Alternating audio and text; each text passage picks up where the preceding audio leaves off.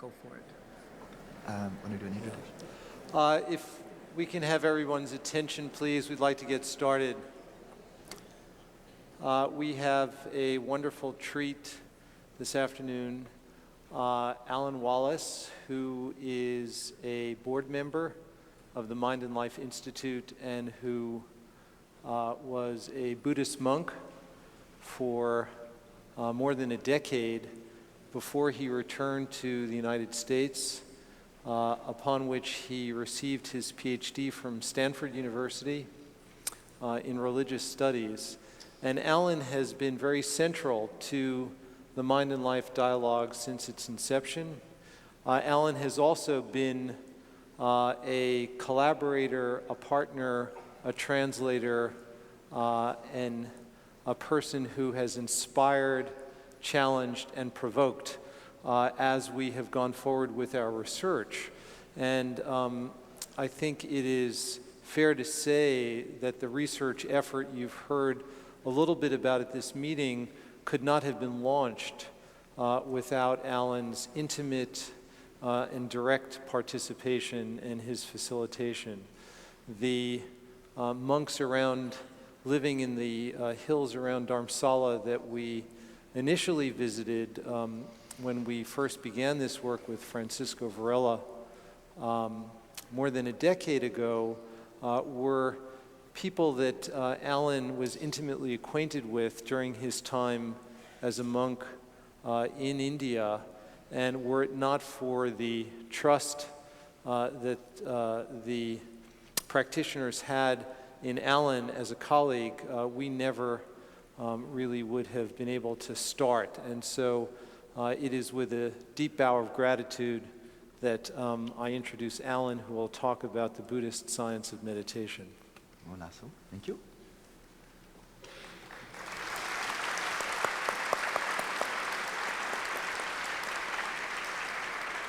So we have this little interlude in our conference thanks to President George Bush. I've never really wanted to be in his shoes, but for the next hour or so I would actually enjoy that opportunity.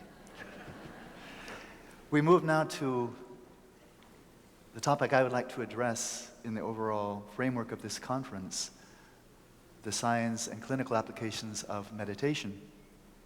And thus far, when we've spoken of the science of meditation, what this is quite clearly implied is the scientific study of meditation, its impact on the brain, health, and so on. And then the clinical applications of a particular form of meditation, mindfulness practice, and finding its multiple benefits in a myriad of fields. But we could ask the question, what about from the Buddhist side? How do they use meditation? Clearly, as we've seen from the dialogue with the Dalai Lama, it has not been used traditionally to alleviate clinical depression, or even primarily to alleviate physical distress. So what I'd like to address in these next 25 minutes or so would be a Buddhist science of meditation. His Holiness the Dalai Lama often speaks of a Buddhist mind science, or science of mind. If we could have the PowerPoint on. I'd like to start with a quote from His Holiness.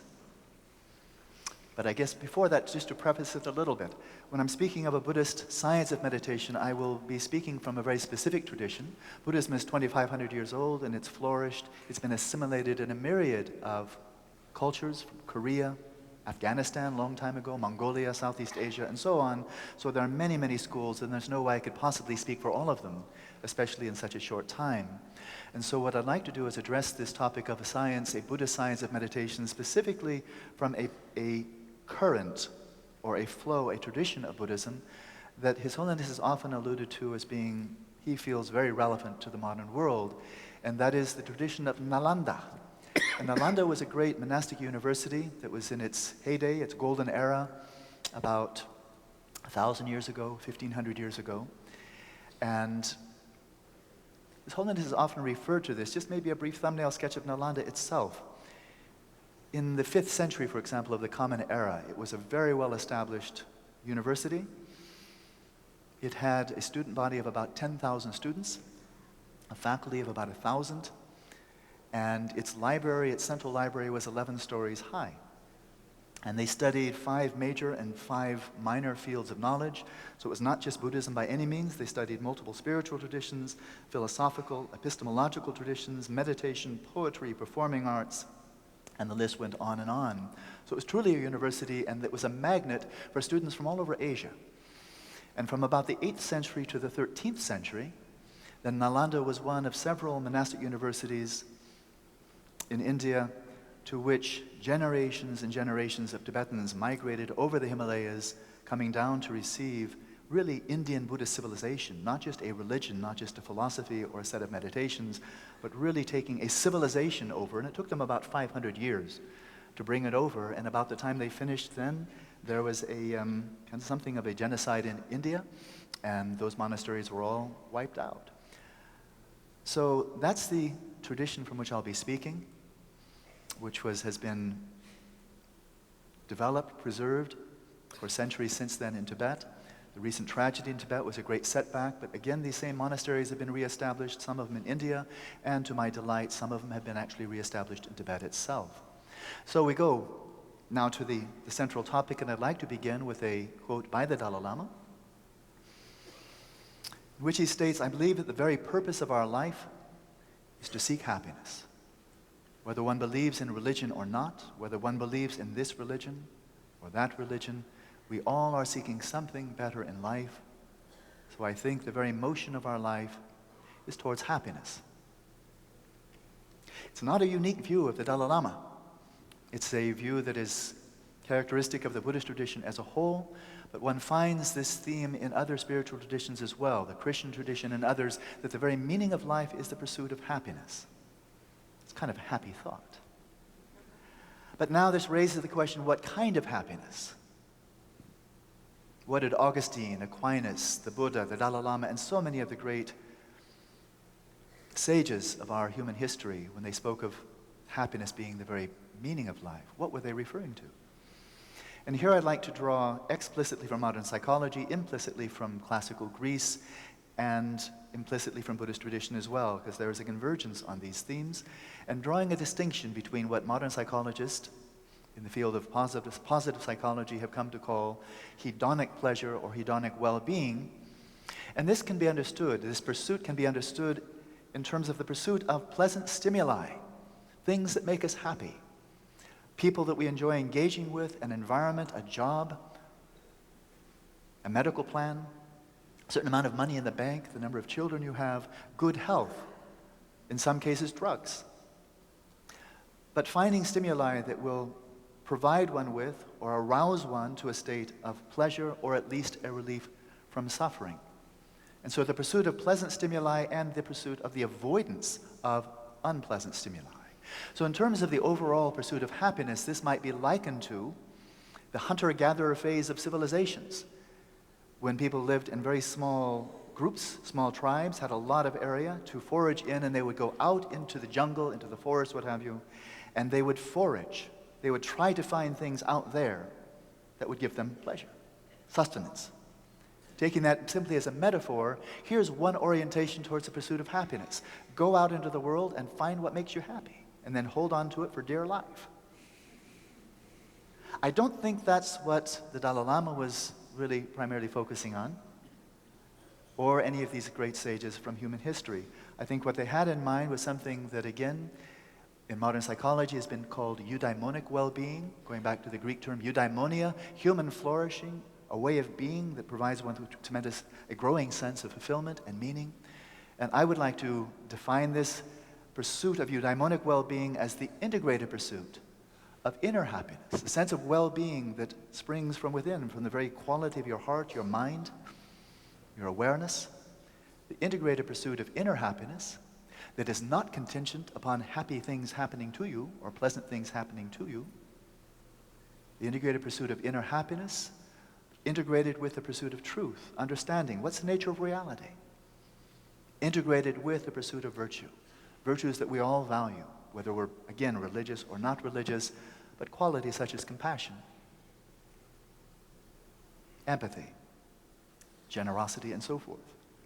So this eudaimonic well-being is not something you go out and forage for. It's not something you find by finding the right person, the right setting, the great house, the great car, but it's something that is cultivated. So I like to have as an analog for that the cultivator phase of human civilization, where a larger group of people can live together and actually cultivate the soil. Rather than simply grabbing from nature and say, I want some of this and I want some of that, and then run home, actually invest into the soil, cultivate. And then that smaller body of land can actually support a greater number of people. The very word meditation in Sanskrit, bhavana, means to cultivate. It doesn't mean anything esoteric or mystical or occult. To meditate is to cultivate. Cultivate your heart, your mind, such that you're, again, as somebody mentioned earlier, the Sanskrit, the Tibetan, the Pali word for mind, chitta, or sem in Tibetan, means heart and mind. When you're cultivating compassion, you're cultivating your chitta. It's not a different part of your being. So the cultivator phase.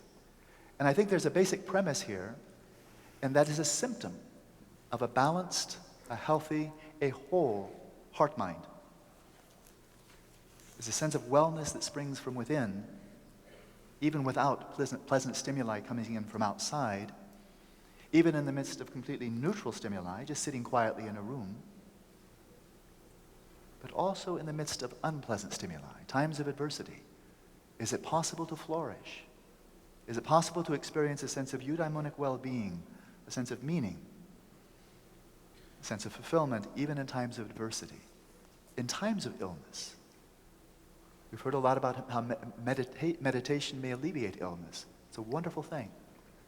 But what about those illnesses that just won't go away? Can we possibly flourish in the midst of illness? What about those terminal illnesses? Where the doctors, whether a Tibetan doctor, a Chinese doctor, we forage around, we try to find the doctor who can extend my lifespan, and they all look and say, we can't help you. You're dying.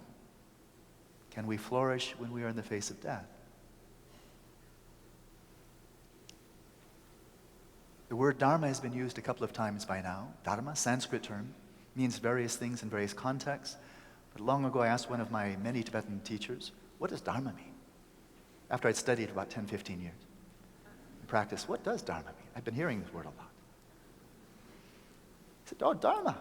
Dharma is about the cultivation of a lasting state of well-being that arises from within, and the alleviation of suffering by overcoming the inner causes of suffering. It's a pursuit of eudaimonic well-being, genuine well-being.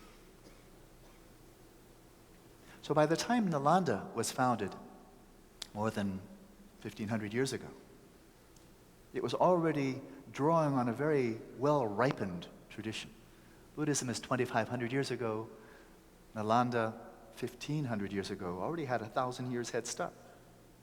So they were already drawing not only the realization, the experience, the teachings of the Buddha himself, but 1,000 years of philosophers, of contemplatives, scholars of various sorts. So they're drawing from already an ancient Buddhist civilization, and Buddhist civilization was not the beginning of Indian civilization.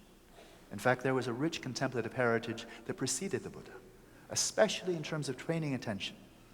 That was already very well refined before Buddha ever came along, and he actually drew from practices that had been developed during the generations before him. So we go back to the Nalanda tradition, this very rich tradition which has a powerful intellectual heritage to it, an empirical heritage to it, very interdisciplinary, but all oriented around Dharma, oriented around the cultivation of this eudaimonic well-being, genuine happiness, or as His Holiness called, liberation. And the framework for this very rich, textured, multifaceted practice entails three components. And one is theory, a worldview, a way of viewing a reality that is always from a position. This was just recently brought to my attention by someone who's in the audience here, David Finkelstein, that a theory is always, doesn't matter what your theory is, religious, philosophical, scientific, a theory is always a way of viewing reality from a perspective, from a position. And your position always stands outside of your theory. There is Buddhist theory. It's a way of viewing reality that both stems from experience ever-deepening contemplative experience, for example, but also supports the furtherance of one's own empirical inquiry or experiential investigations.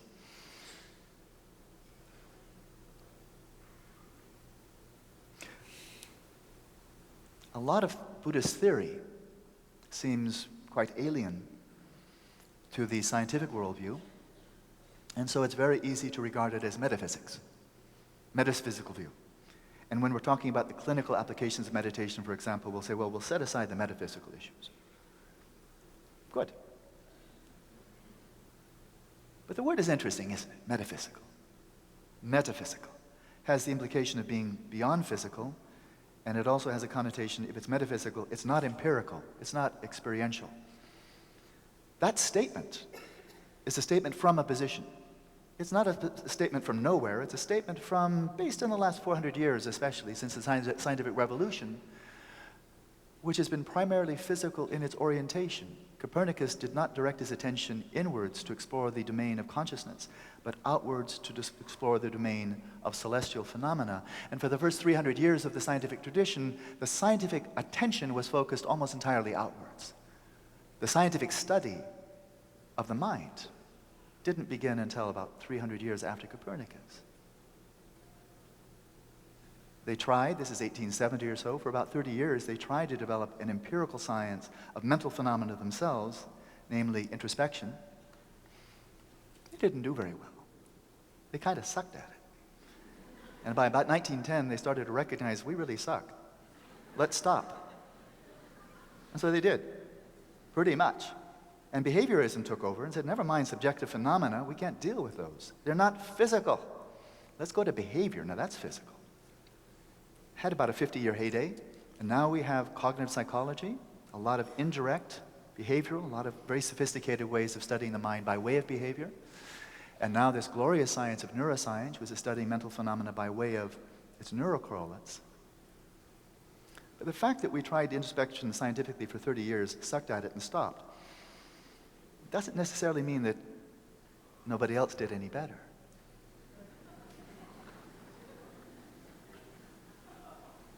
Now we take the Buddhist tradition, which over 2,500 years never developed a theory of the brain, let alone a science of the brain. There's no theory of the brain. It's that gushy stuff between your ears. Let's get on with it. And there's a good reason for that, and that is you may hone your attention skills, you may become an adept with 10, 20, 30, 40,000 hours of training in introspection, exploring dimension upon dimension of the mind and unveiling layers and layers of the subconscious.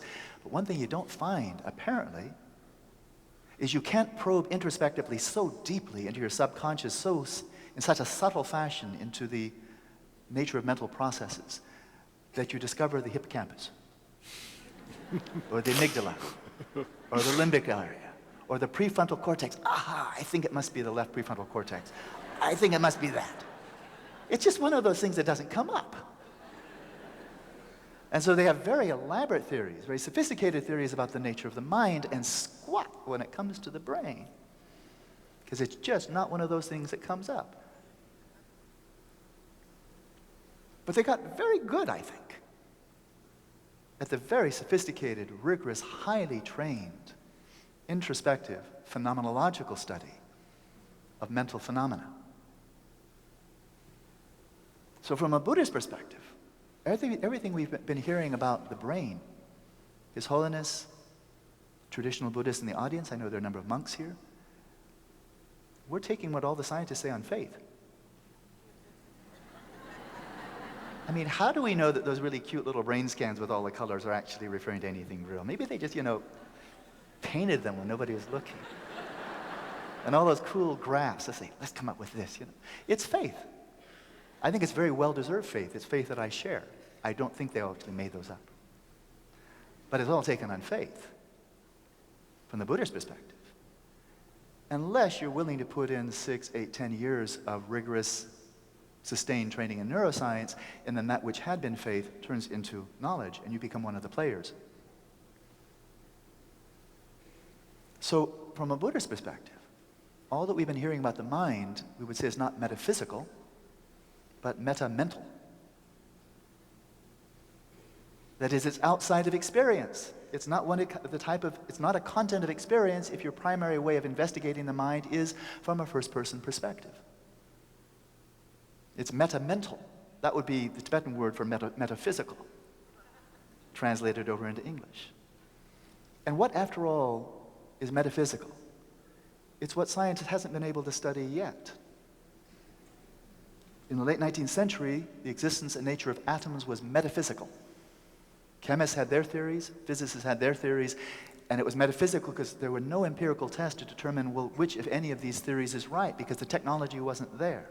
So metaphysical is easy for us if we're dwelling in the fishpool of Western civilization, the fishbowl of Western civilization, to think that somehow metaphysical is an ontological category that's out there hovering in midair. That's what is metaphysical for us is necessarily metaphysical for everybody else. Maybe it's not. Maybe 2,500 years of first-person inquiry, for example, in the Buddhist tradition, has made some discoveries that may be metaphysical, but they're purely empirical. They're metaphysical only insofar as you can't detect them with the instruments of technology. Okay. So theory is a framework that stems from and supports one's spiritual practice. Then there's the meditation itself. In a Buddhist science of meditation, this is the cutting edge, this is the empirical probe. Meditation, the word means cultivation, includes practices for transforming the mind and investigating the world of experience, investigating the nature of the mind and its relationship with the body, the nature of the mind and its relationship with the environment. And then thirdly, this is called Ta Gong Che in Tibetan. Thirdly, there's conduct. There are ways of life that are conducive to and support the meditative cultivation of the heart and mind, and there are ways of life that do not support, that are detrimental to. So that framework, theory, meditation, and conduct, is all profoundly interwoven. They are mutually interdependent. And if one is going to engage in a Buddhist science of mind, all three are critical. As Ajahn Amaro pointed out earlier, the essentials of Buddhist practice, what is actually done, consists of three parts. So again, a lot of this is quite straightforward and simple.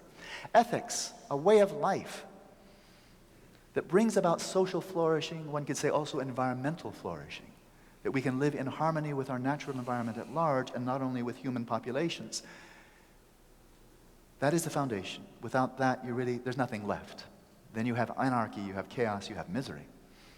Upon the basis of ethics, foundation of all spiritual practice, certainly all Buddhist practice, then there's a whole genre of practice that comes under the rubric of samadhi, which means focus attention, but much more broadly, it has to do with mental balance, developing exceptional levels of mental health, not just focus attention. And this gives rise to psychological flourishing, becoming exceptionally sane. And then, with that basis, then one uses one's exceptionally sane, balanced, focused attention and uses this for the cultivation of wisdom. And it's in the cultivation of wisdom that one finds a deeper level of eudaimonia, spiritual flourishing. And it's in that realm that we find liberation that His Holiness alluded to earlier.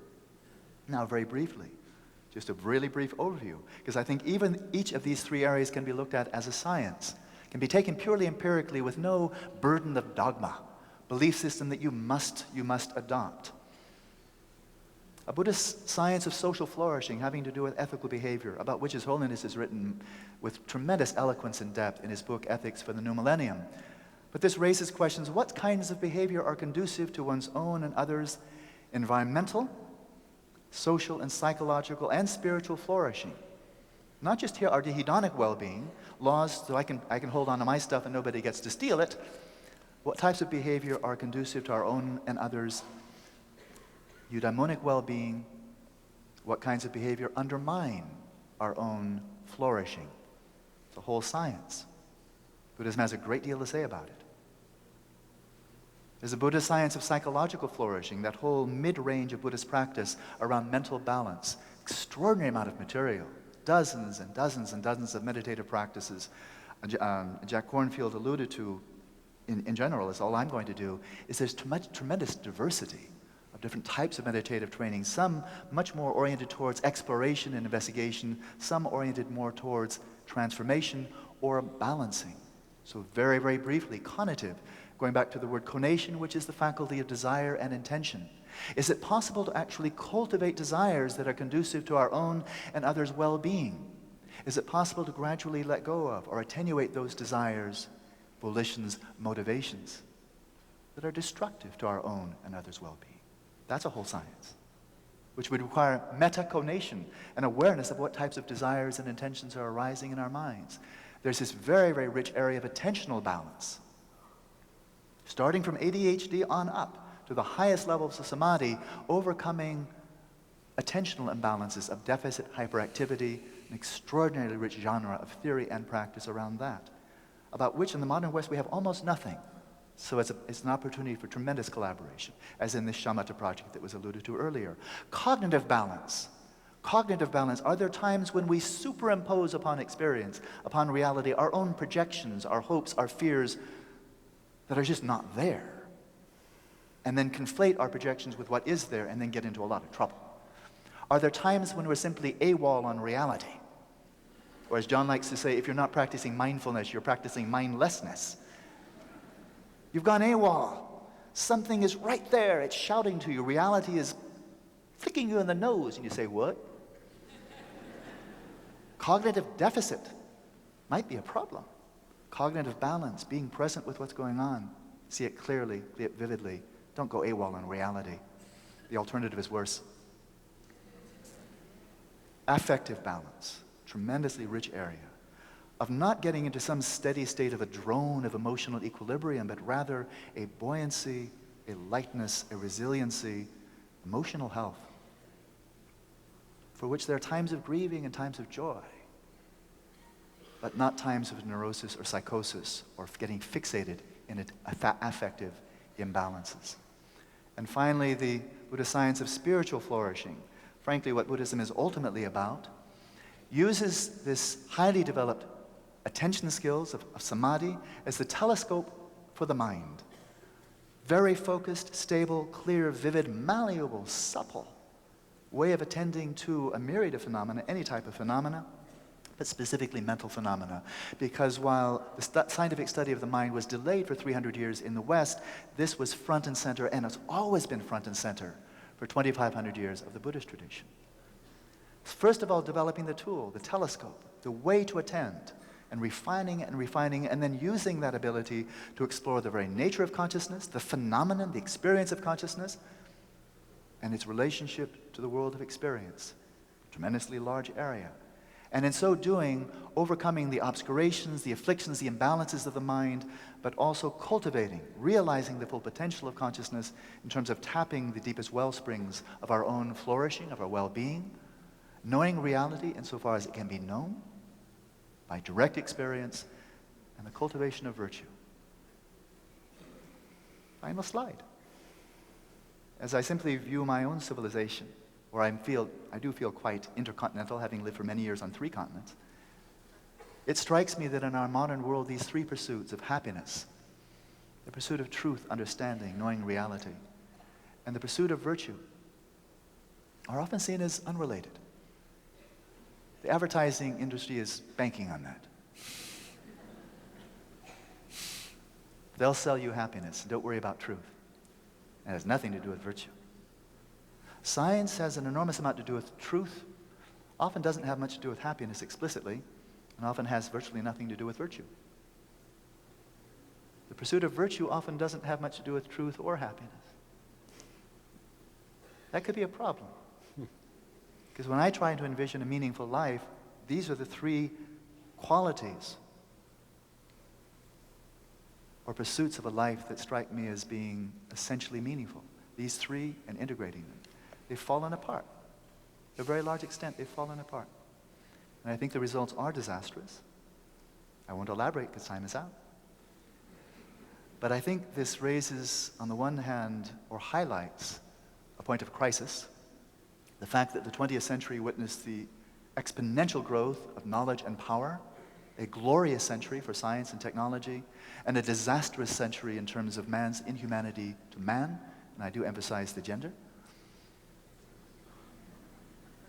and the degradation of our environment. It was an awful century. So how could we know so much and be so powerful and treat each other so horribly and so savage our environment? Something needs to be some healing here.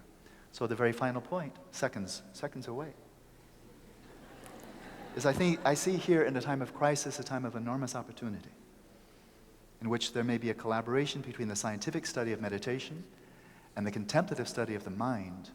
And by bringing these great traditions together, the contemplative traditions of the world, not just Buddhism, and the scientific traditions of the world together, not dogma versus dogma, but empiricism wedded with empiricism, we may be able to help reintegrate, to reintroduce sanity, wholeness, synchronicity, the brain working together, the brain of our global community working together, synchrony,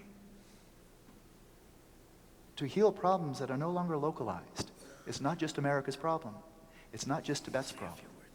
But work together to reintegrate the natural sciences and humanities and all other types of polarities, I think, with which we are all very vividly aware. To heal ourselves as individuals, to heal our country, to heal our planet. I think there's great promise. Thank you.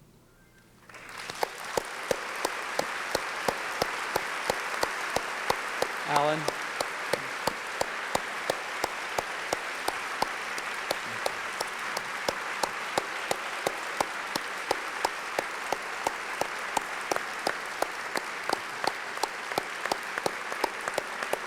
Deep gratitude.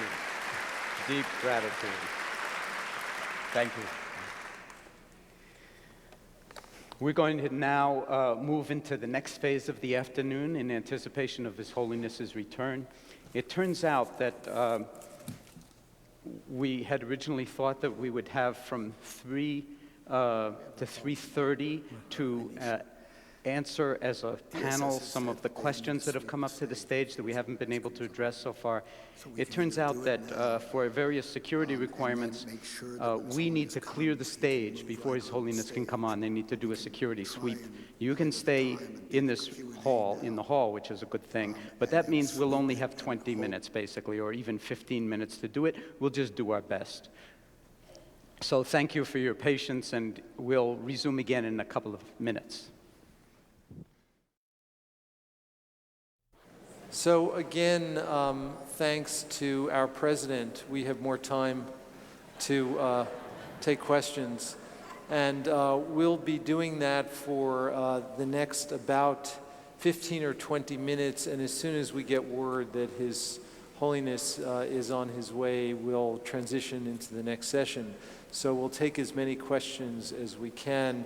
And we have many of the speakers who have participated in previous panels, and we have the questions that all of you wrote, many of you wrote from previous panels. So, John, you want to start with the first question? Yeah, we're just going to go through your questions and pick out ones that haven't been answered already and that we feel that the panelists, one or another, could address. So this one is: neurofeedback, also known as EEG biofeedback, is a powerful intervention process of regulating affect. Can anyone speak to this? It's a powerful, it is as powerful as meditation and tremendously increases peace. So, Wolf, since you mentioned feedback actually from the brain synchronization, I thought perhaps you would take a stab at the whole question of feedback from what we know of what the brain is doing. Yeah, as I exemplified yesterday, it is possible to upregulate the activity of selected brain areas, even though the subject wouldn't know which area has been picked by the experimenter. So intuitively, by trial and error, it is possible to activate brain areas. And in the same way, it is possible to influence the frequency spectrum of the electroencephalographic activity in selected frequency bands. So if one picks, for example, the alpha frequency band, which is around 10 hertz, and plays back to the subject the amount of power in this frequency band, the subject, through trial and error, finds out what to do in order to increase the percentage of alpha waves produced per unit time. And this goes along, in the case of alpha feedback, with feelings. The subjects feel a state of they feel relaxed. And this has not been tried in higher frequency bands, as far as I know, partly for technical reasons. And it would be, of course, tempting to assume that this could be a Westerner shortcut to meditation by picking out the right frequencies and the right electrodes and have the subjects learn to produce those brain states without going through the painful meditative practices. Now, whether this is possible is doubtful, because we know that learning requires focused attention and the interplay with internal reward systems. And as far as we know from the experiments with functional magnetic resonance imaging, where brain centers have been picked and subjects learn to activate them, not what we would have thought happens. Subjects have no feelings whatsoever, even if they activate centers which are known to be intimately involved in the production of emotions. So it's an open question, and we will just have to try. Thank you. Hi. Yeah, small. Matthew, go ahead. Just a very short idea. There's also introspective feedback. I mean, we are not usually carried out by our emotions, but if we are very try to lucidly examine states of mind, then we can have a feedback of what's the effect of compassion, what's the effect of anger at the moment it arises. It's not a biological. Can we get his microphone on? Michael, can we make sure that Matthew's microphone is on? Thank you. Yes? Yes. Okay. So there's also an introspective feedback in the sense that usually when emotion comes in the mind, we are sort of carried by the emotion and we may see the effect afterwards. But immediate feedback in the sense of very finely examining what is your state of mind when you feel compassion or when anger arises, observing very minutely what is the nagging effect of jealousy, and just at the moment lucidly sort of in somehow not identifying say with anger, but looking at anger as a phenomena and clearly seeing how dealing with that either increases or decreases, which in a way is a kind of self-feedback. I don't know if that makes any sense. About the machines. No, if I can just add one other point, I think it's very critical at this stage in our science to really be humble about what it is we do know and what we don't know. And although we have found certain neural correlates of certain aspects of particular meditation practices, this doesn't mean that these correlates necessarily represent the key elements of change that are occurring in the production of these states. And so while I think it would be of interest to do these kinds of neurofeedback studies and assess the introspective accounts that might accompany it, I also am quite humbled by the complexity of what it is we are studying, and the methods that we're using, while much more precise than they were a decade ago, are still very, very crude. And so I think that there's so much basic research that needs to be done to assess which signals, in fact, are the most associated with length of practice, which are the signals that change longitudinally.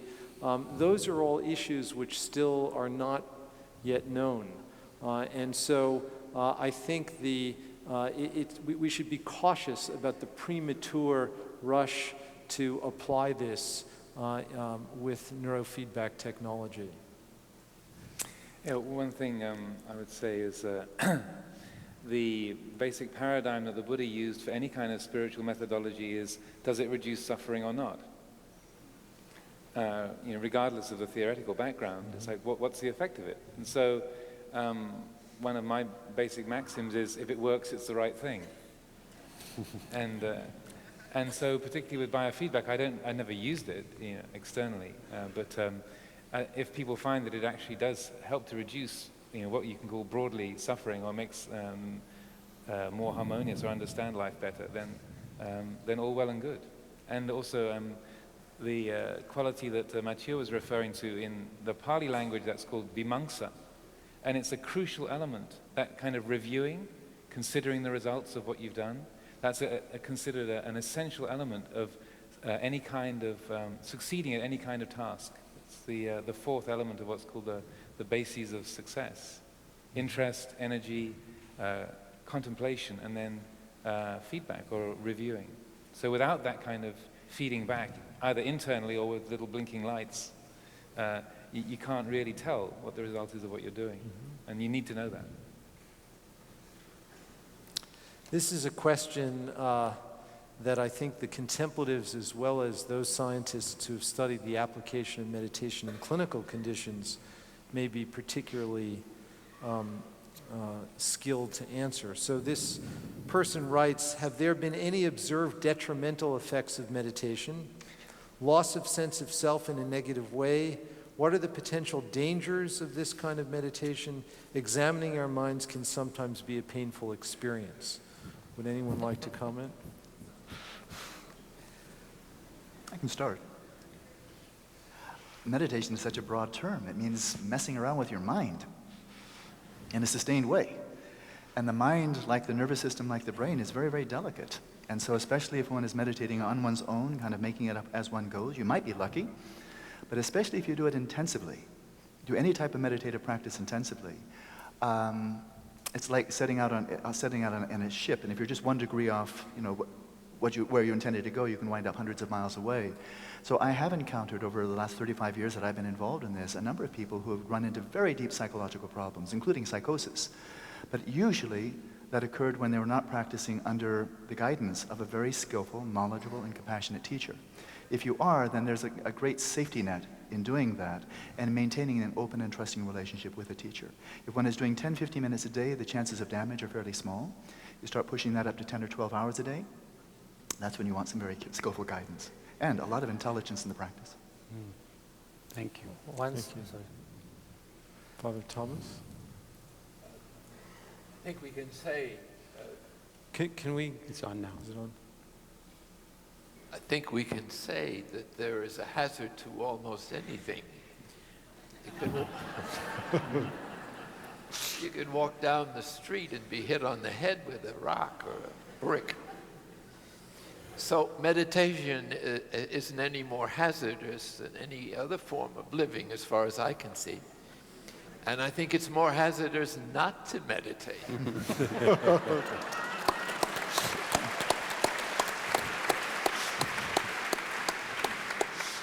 It's a little like driving down a road that is full of potholes. You might decide to pull over to the side of the road and wait till the county fixes all the potholes. Or you go down the road as best you can and try to stay out of them. And so meditation is full of mistakes and heartaches and boring moments and the feeling of getting nowhere. It's just doing it every day, preferably twice a day, that makes all the difference as a kind of divine therapy, a therapy that does two things. It seems to me meditation spontaneously affirms our basic goodness, and hence it addresses the whole panorama of low self-esteem that is epidemic in the Western culture. And the other thing it does is to address the unconscious, that is the whole repressed emotional junk of a lifetime that is stored repressed into the unconscious as infants because it's too painful to handle and we don't have the apparatus to handle it.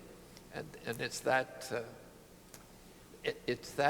repressed material that is warehoused in the body and is causing all these problems that we're discussing, apart from physiological, that is to say, external issues. And so perhaps the greatest step towards happiness that we can make is to recognize that happiness and pleasure are not the same thing. Enormous distinction between the two. Pleasure is the gratification of our instinctual needs. And as infants, we mistake that for happiness because we don't have any other choice yet in mental or spiritual possibilities. So that is so important a kind of information to get, that is to say, to know by allowing that material to be evacuated. And the body uses the deep rest of meditation as permission to evacuate what shouldn't be on our nervous system or stored in our muscles anyway. So it's one of the great sources of help that meditation, or health that meditation provides. Once I met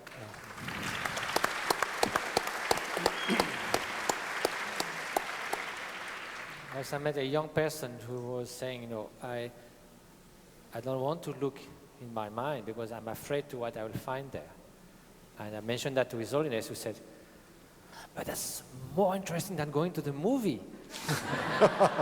There's so much happening there, and it's so interesting. So I think this kind of inertia or hesitation to sort of become more familiar with the way our mind works and the mechanisms of happiness and suffering, distinguishing pleasure from genuine well-being, I think there's no danger to do it a little bit for sure. And I think what's surprising is how little time or concern we have for that. Though we deal with our mind from morning till evening, that's what determines the quality of every instant of our life. We're ready to spend so much effort and time for education, for getting a job, for our beauty, for our fitness, and so little time for taking care of that spoiled brat that gives so much trouble all day long.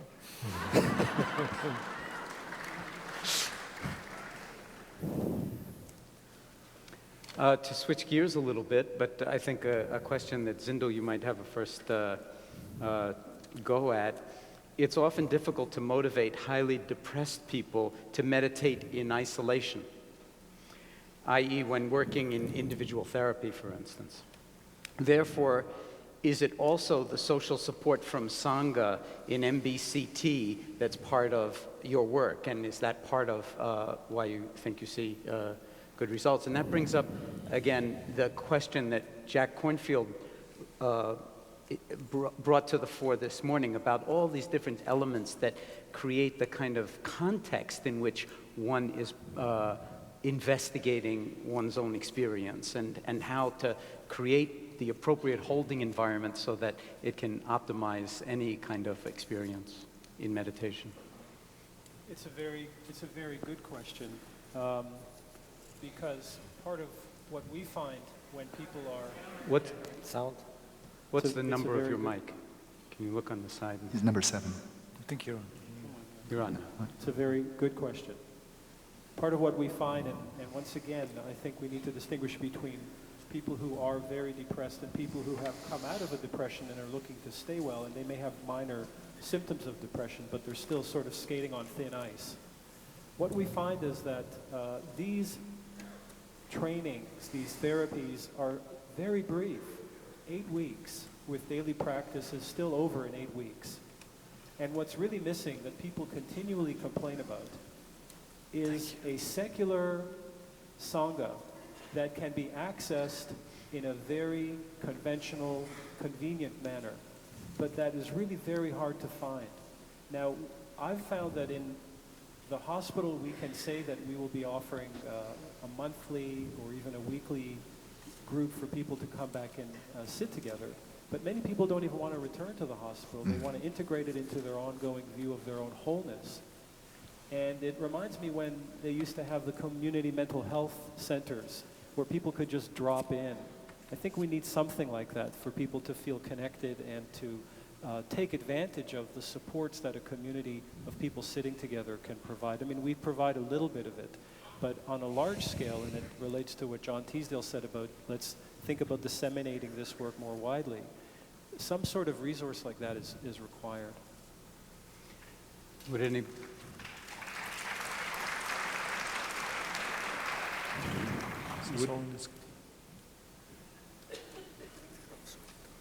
anybody else care to respond to that?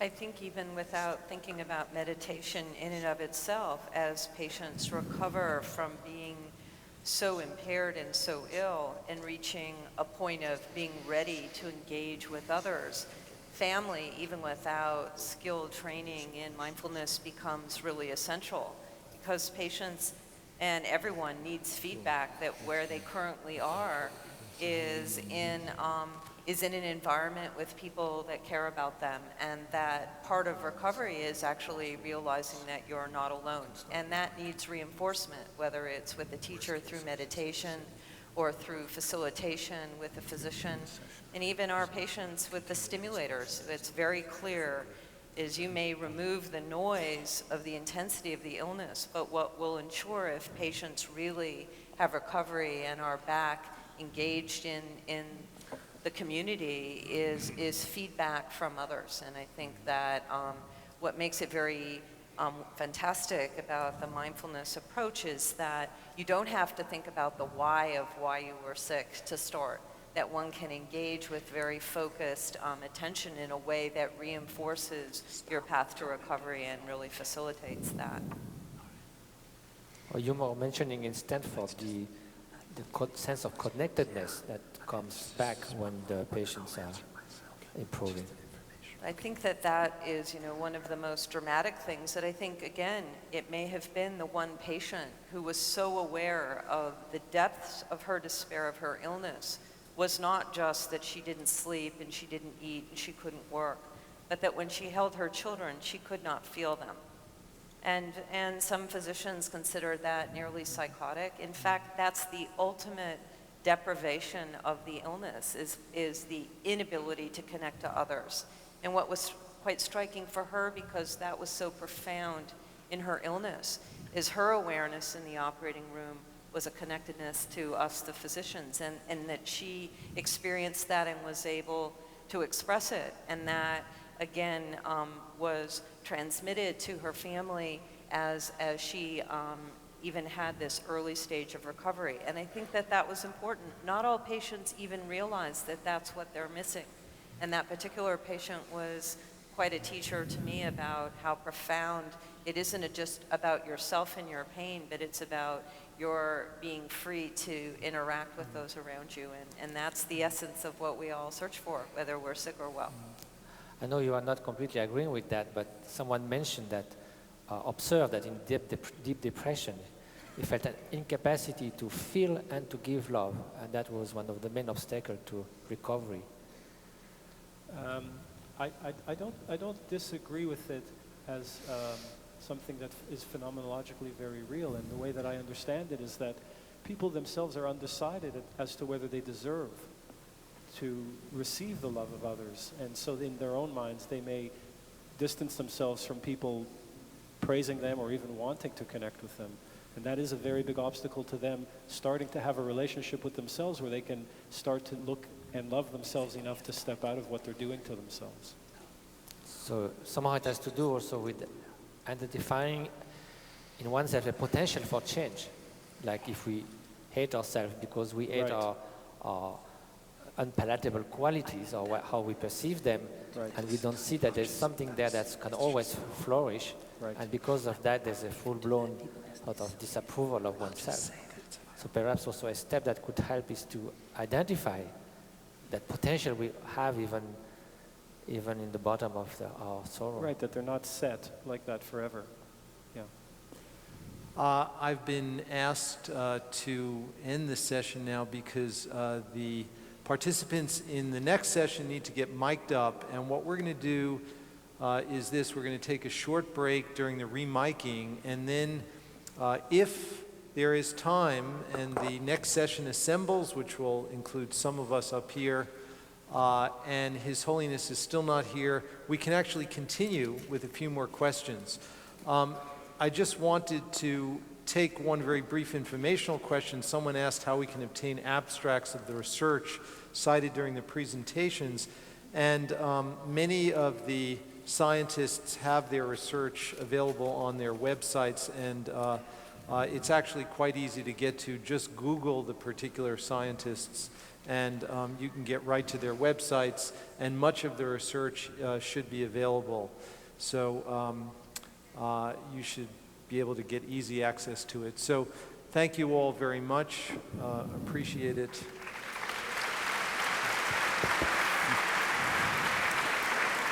I'm going to put these back into the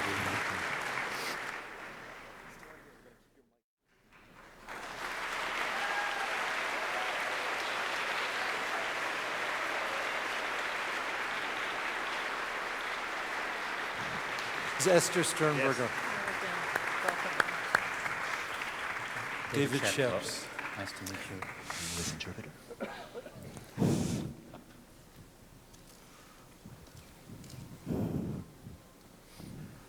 Oh, to Zen Master. Yes,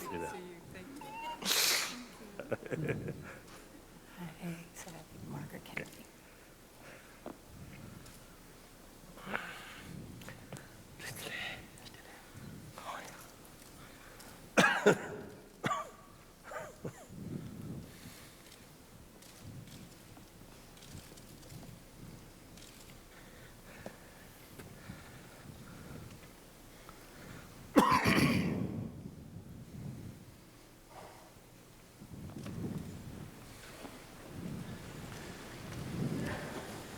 Your Holiness, I hope that your meeting with the President and with the Secretary of State was successful and that you got a lot accomplished. We were thinking a lot about you being there, and the whole audience was expressing their strong wishes for a good outcome. Thank you.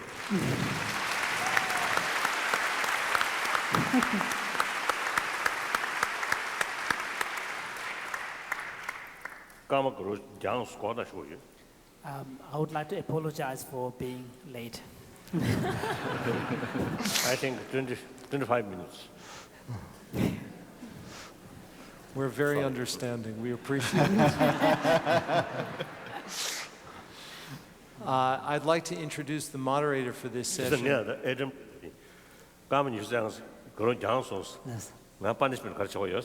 So, His Holiness was saying that as he walked in, he asked Adam, since I've been late by 25 minutes, what punishment will you give to me?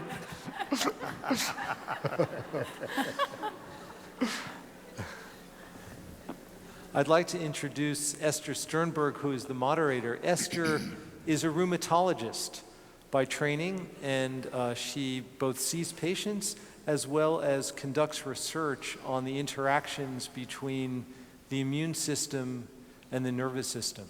I've known Esther for many years. We participated together in a research network on mind-body interactions, and really partially as a product of that network, Esther has written a very beautiful book on emotion and the immune system in the brain called The Balance Within, and she will be our moderator for this afternoon.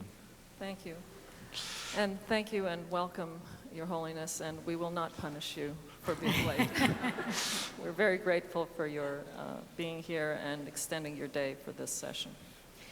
In the previous sessions, we heard about mental processes that occur during meditation, mental processes and brain processes that occur in meditation and in mental states of suffering such as depression. And we began to touch in the session with Dr. Sapolsky on stress and how those kinds of events that occur in the brain when we are under threat can potentially affect the body and physical health. And in this session, we're going to move that discussion further. We're going to delve much more deeply into how those brain chemicals, those nerve chemicals, brain hormones that are released when we are under threat, how those can affect the functioning of the heart and the immune system. And we're very fortunate to have with us two experts in the field, Dr. David Sheps, who is the Associate Chair of Cardiology at the University of Florida College of Medicine. And he's going to be talking to us on how mental stress affects the heart. And we'll have Dr. John Sheridan speak on how stress affects the immune system. John is one of the pioneers in psychoneuroimmunology, and he's associate director of the Institute of Behavioral Medicine Research at Ohio State University. So, and the hour is late. I don't want to take up more time. We'll have more chance for discussion, and I'll turn the session over to David. Your Holiness, it's a great honor to be here today, and I appreciate the opportunity of talking with you. The subject of my talk really is having to do with how negative mind states, what we call stress, affect the heart, and to describe a study that is in process right now where we are hoping to be able to reverse individuals' responses to this negative situation. So if I could just start with the slides.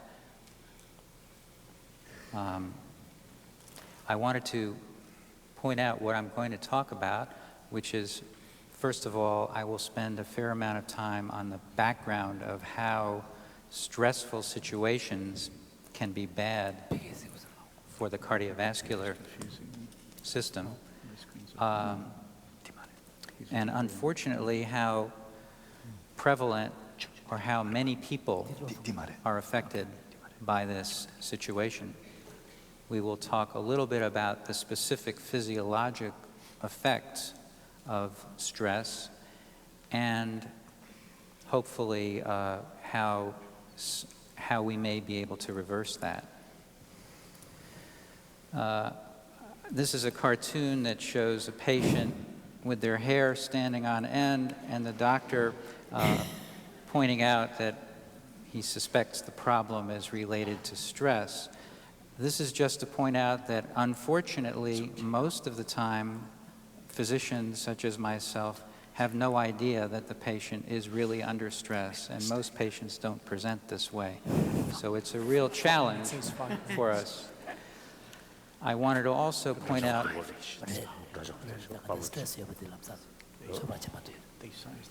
the magnitude of the problem in the United States. Over 12 million people have coronary artery disease, and over 330,000 people a year die of coronary artery disease suddenly. This is statistics from this year. And also a very important study which was recently published in Lancet, which was called the Interheart study, which was a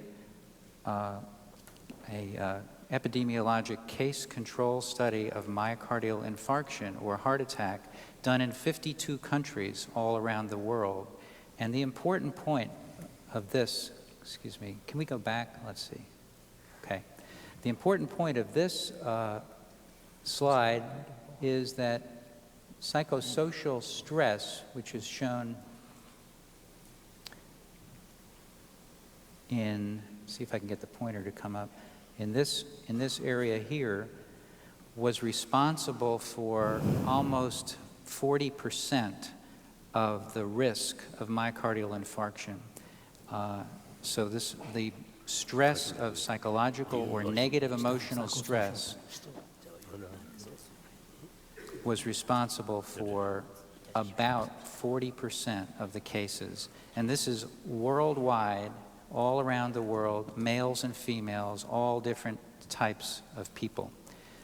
This was a constant finding published in the medical literature. So it's a very big problem. This slide is taken from a study that was done in the heart catheterization laboratory, where the coronary arteries are injected with dye in patients with disease.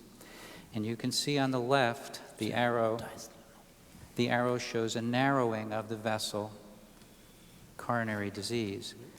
In the middle is shown what happens when the patient is asked to subtract 7 from 100 serially.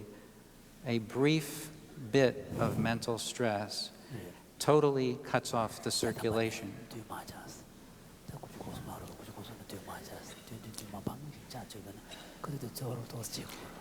So, fortunately, this patient survived, as you can see on the right.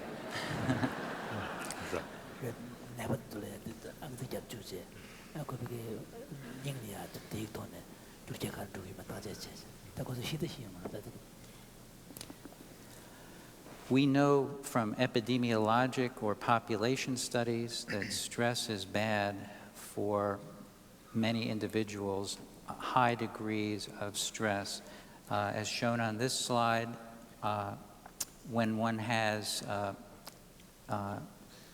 a population disaster such as missiles in the Iraqi war, or earthquakes, there is an increased heart attack rate and an increased sudden death rate in the population. So this is a consistent finding, and we know that heart attacks go up and sudden death goes up. Also, as shown on the bottom of this slide, there is several studies showing that heart attacks are increased just by episodes of anger experienced by the individual. So we and others have found ways to study this in the laboratory. And what we do is we present either exercise or a mental stress stimulus, as shown on the left, and then we measure various markers of heart function, such as amount of blood flow to the heart, which we call perfusion. We can measure whether or not the patient has chest pain, or ECG, electrocardiogram, or wall motion. When the heart doesn't have enough blood, we can actually measure that with a compound that accumulates in the heart according to blood flow, or we can measure the abnormal wall motion or pumping function of the heart which occurs. This slide shows how we approach a patient in the laboratory, and the type of stressor that we use is a public speaking task. In other words, we have the patient sitting in a chair, as you can see. Blood pressure is taken, electrocardiogram is taken, and we ask them to think about how they would react to a negative daily life hassle situation, such as a close relative being mistreated in a nursing home. And the patient has 2 minutes to prepare a speech and 3 minutes to give a talk, where we actually film the speech and we evaluate that. And then we inject the patient in the vein with material that accumulates in the heart according to blood flow. Basically, we can create a stressful situation and ischemia in 30 to 50% of patients with documented coronary disease. Usually it is silent, not associated with chest pain. The patient is not aware of it. Their hair is not standing up. The patient even is not aware that this is happening. Can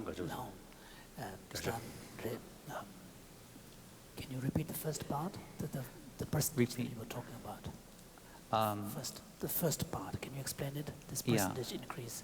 This ischemia, mental stress ischemia, can be created in about 30 to 50% of patients with exercise-induced ischemia.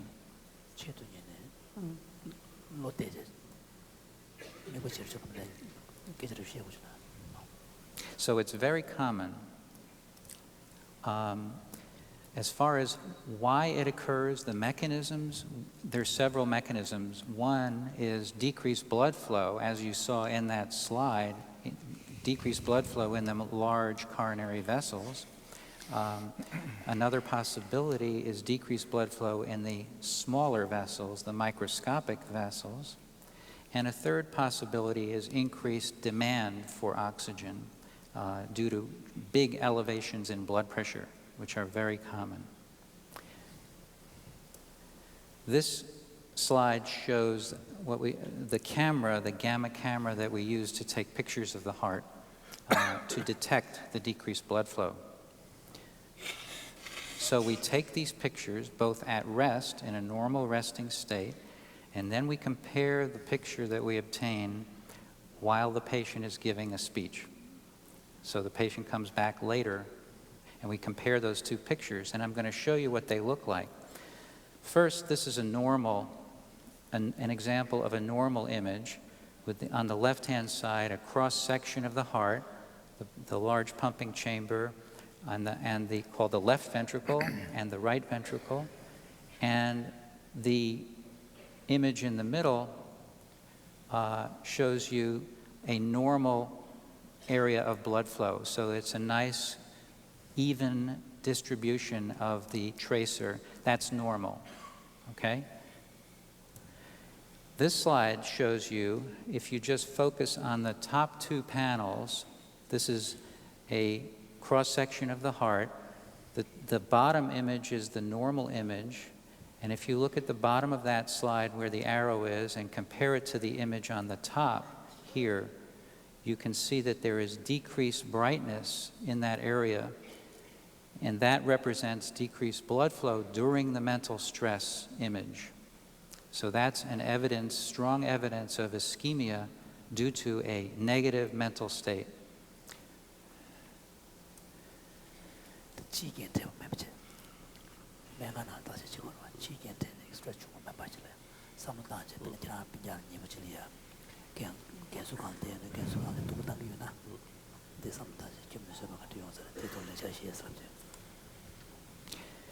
We know that this type of response is associated with a bad clinical outcome.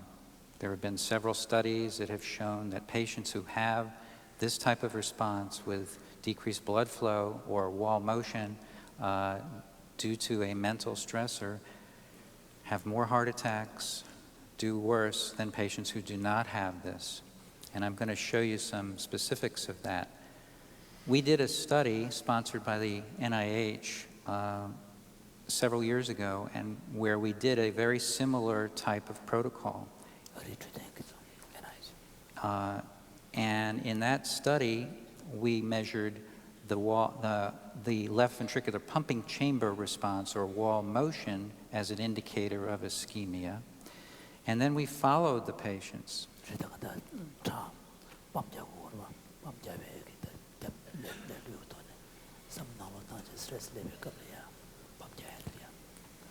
And we followed the patients for events. Those patients were all patients with documented coronary disease, abnormal exercise tests, and they were both men and women. This gives an example of what we looked at as far as the wall motion. On the top is the resting image, and you can see the rest image with this left ventricle showing a nice decrease in size. That shows normal contractility. You compare that to the speech, where this is not contracting as well as normal. That's evidence of ischemia, very similar to the decreased blood flow finding. And when we followed these patients,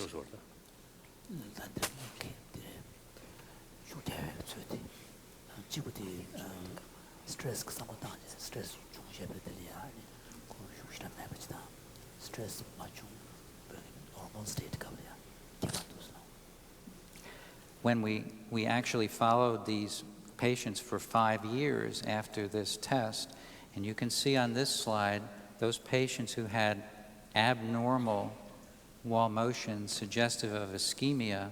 If the heart function was abnormal during the speech stressor, those patients had a 3 times greater risk of dying over 5 years than patients who had normal function or no evidence of ischemia during the stressor.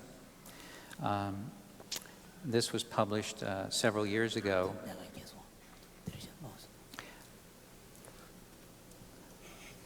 So basically, we think that what I've shown...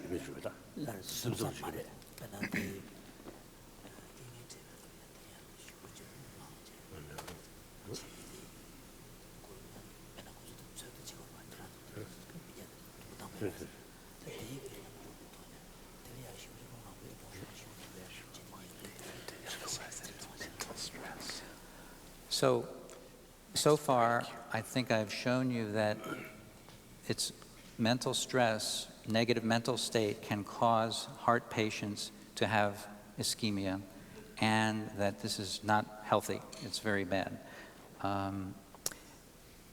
And the next step is, what can we do about it? It's a big problem. So that's basically what this slide says, summarizes what I have said so far. And the next logical question really is there any way that we can treat this phenomenon? What should we do about it? And so we have designed a study to try to examine, to try to treat patients who have this condition. And I'm going to describe how the study is designed and then wrap up after that. Basically, the study we've designed is funded by the National Heart, Lung, and Blood Institute, and it's called Mindfulness-Based Stress Reduction as an approach to dealing with, or as an attempt to decrease mental stress. So what we do is we have 150 patients who will be assigned to either MBSR or a usual care, or what we call educational control, so that basically these patients will have the same hours of contact with an instructor as the MBSR group, but they won't be learning MBSR. They will be learning mindfulness-based stress reduction. Okay. They will be learning educational things relating to risk factors and other things.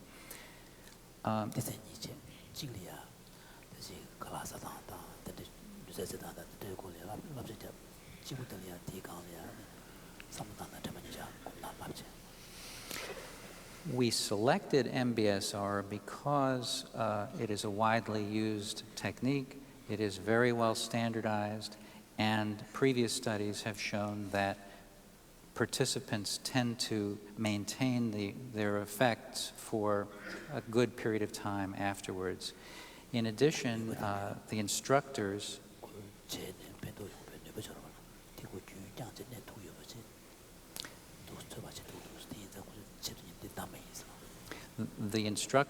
as John Kabat-Zinn told us earlier, are trained in a uniform way, and we think if we get good results from this study, we can apply them in multiple places. So it's what we call, it would be generalizable to other places. So what we hope to find out with this study are basically, does meditation improve the heart's response to stress? 2, is there improvement in the heart rate response to daily life stress? And 3, does meditation improve mental health and quality of life in general? Who is included in this study is shown on this slide. We are including a broad range of individuals, both men and women, who are at least 18 years old, with confirmed coronary artery disease, but with a very broad spectrum of disease. No previous meditation practice, and willingness and ability to participate in an 8-week program.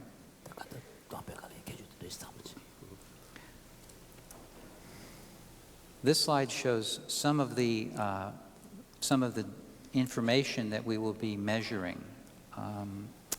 So firstly, we're measuring demographic, what we call demographic information, which is age, gender, race, education, occupation, history of psychological treatment.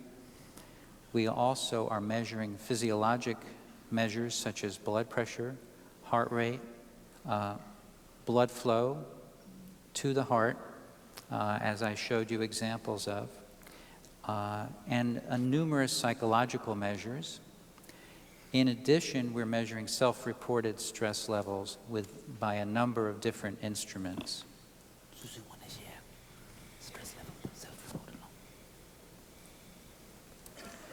This slide shows a sort of schematic of how the study is designed. And basically, on the left, are under measures, are the various measures we're obtaining. And then the number of weeks of study is shown on the top. And they're color-coded, as you can see. Prior to the intervention, the patient receives a 48-hour, what we call Holter, which is an electrocardiogram. They have 48 hours of ECG, or electrocardiogram. They fill out diaries, actually for 2 weeks prior to this, and during the 48-hour Holter also. Then they also get psychological tests. They get the radionuclide blood flow measurements, the ischemia measurement, and they get a screening interview. They then get randomized to either MBSR, usual care, or the educational control. Then after the 8-week program,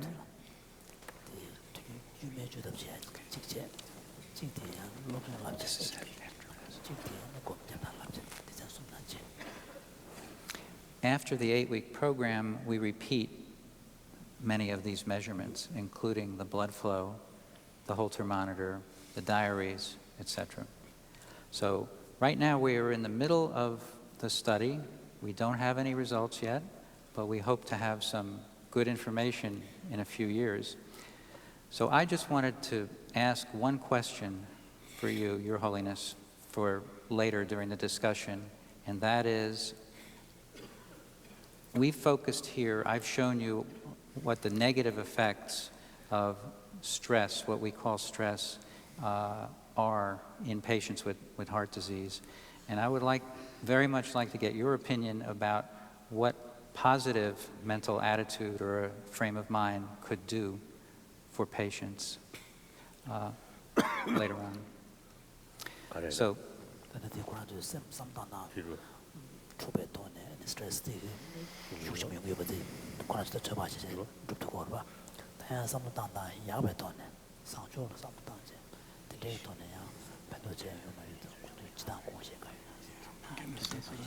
thank you very much.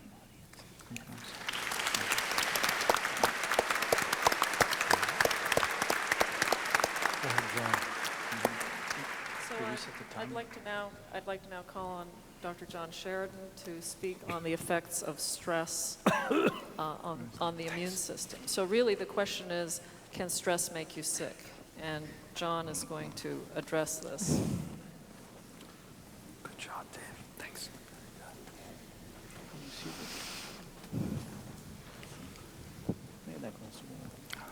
This water.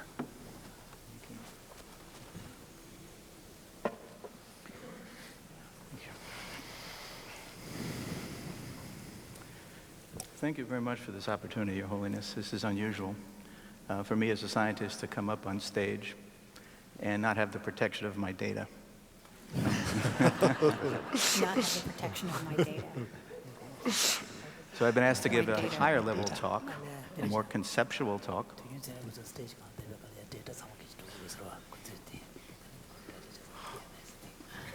And I've been asked to give a conceptual talk that actually involves the work I've been doing for about the last 15 years on how the immune system protects the body. Normally at this point, I ask those people in the audience, has anybody experienced a recent infection, a respiratory infection, a cold, anything like that? And I get a lot of people raising their hands. Today, I'm just going to ask on stage, is anybody experiencing a cold or a respiratory infection?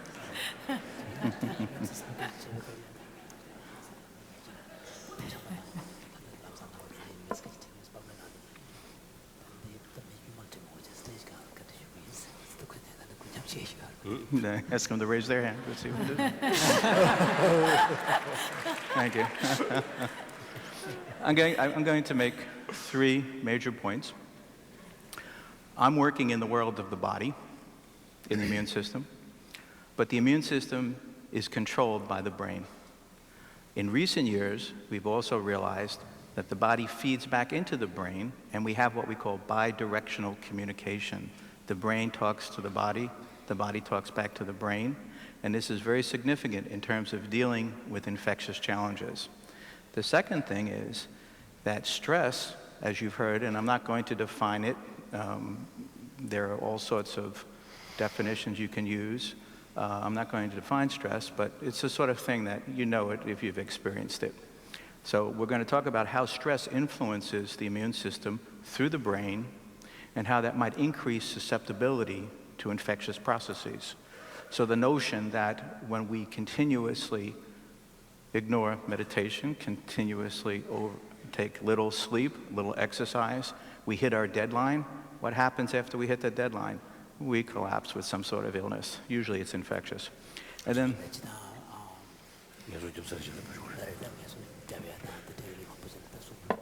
what's my number when it comes to?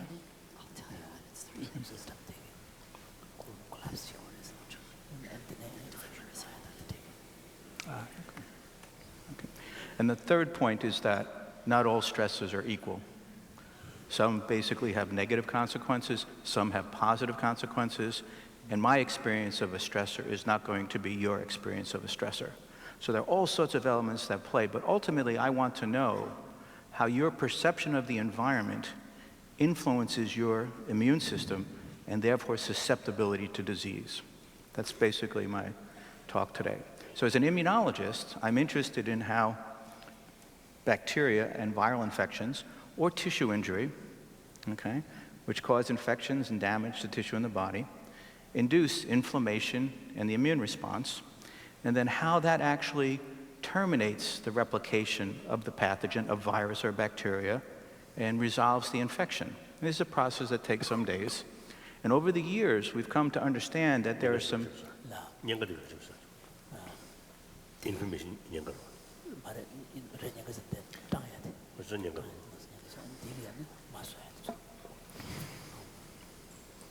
And over the years, we've come to understand that it's not just the interaction between the immune system and the infection, but that many factors from the environment, from behavioral and psychosocial factors can influence how you respond to infection.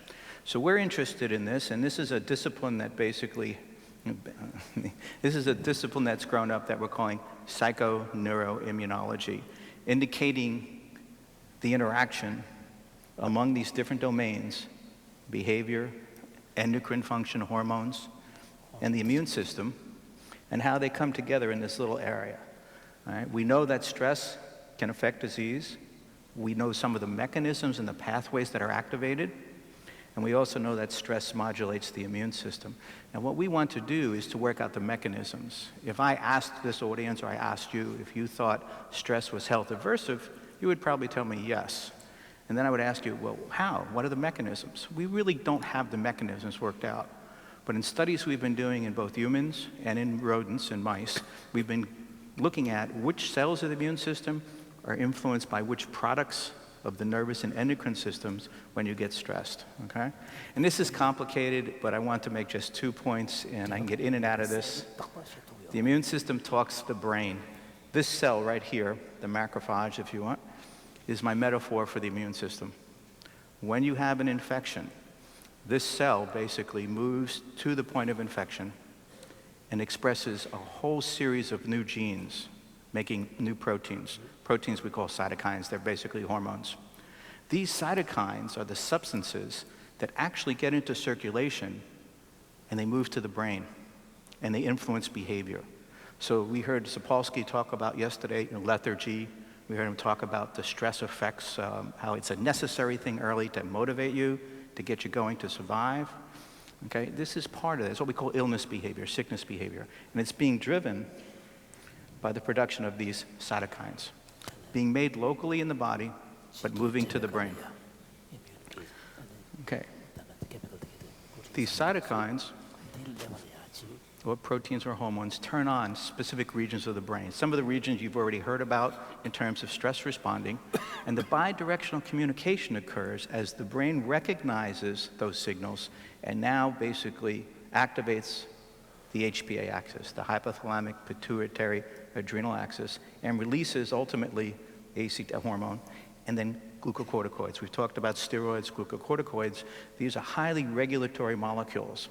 And you've heard people talk about how the rhythm of the glucocorticoid or the HPA response is so important to maintaining health. When you have this kind of bidirectional communication, you change the pattern of glucocorticoid responding. And that has tremendous effects on the expression of genes within these cells. So this is the bidirectional communication, body to brain, brain to body. All of this, however, can be altered dramatically by stress. And I'm talking about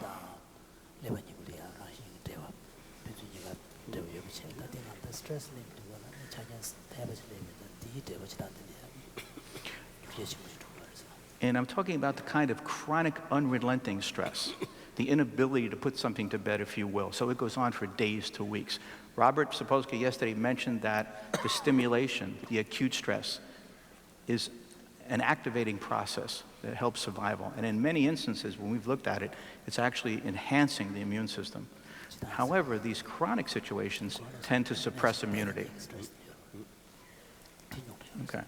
So what I want to do is show you 2 human studies that we've done. One is a little bit older.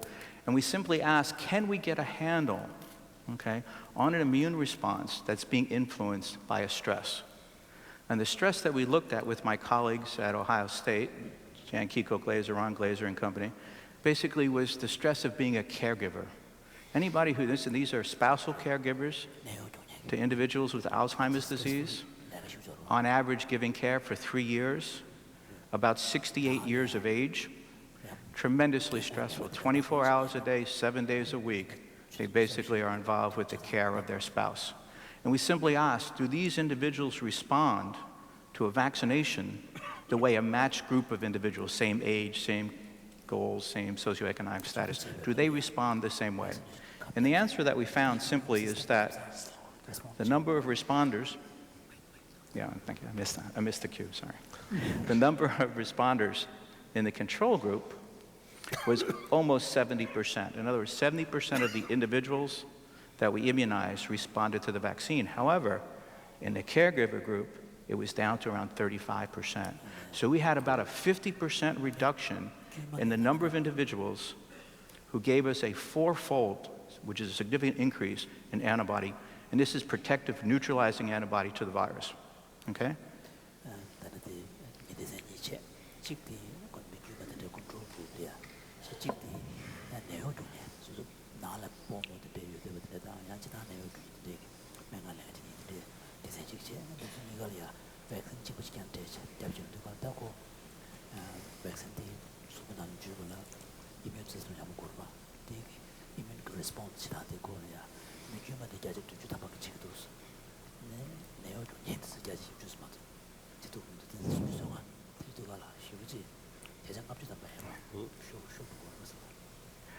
I had the good fortune a few years ago of meeting Richie Davidson and a fellow named John Kabat-Zinn, I think you've seen a lot of on this conference.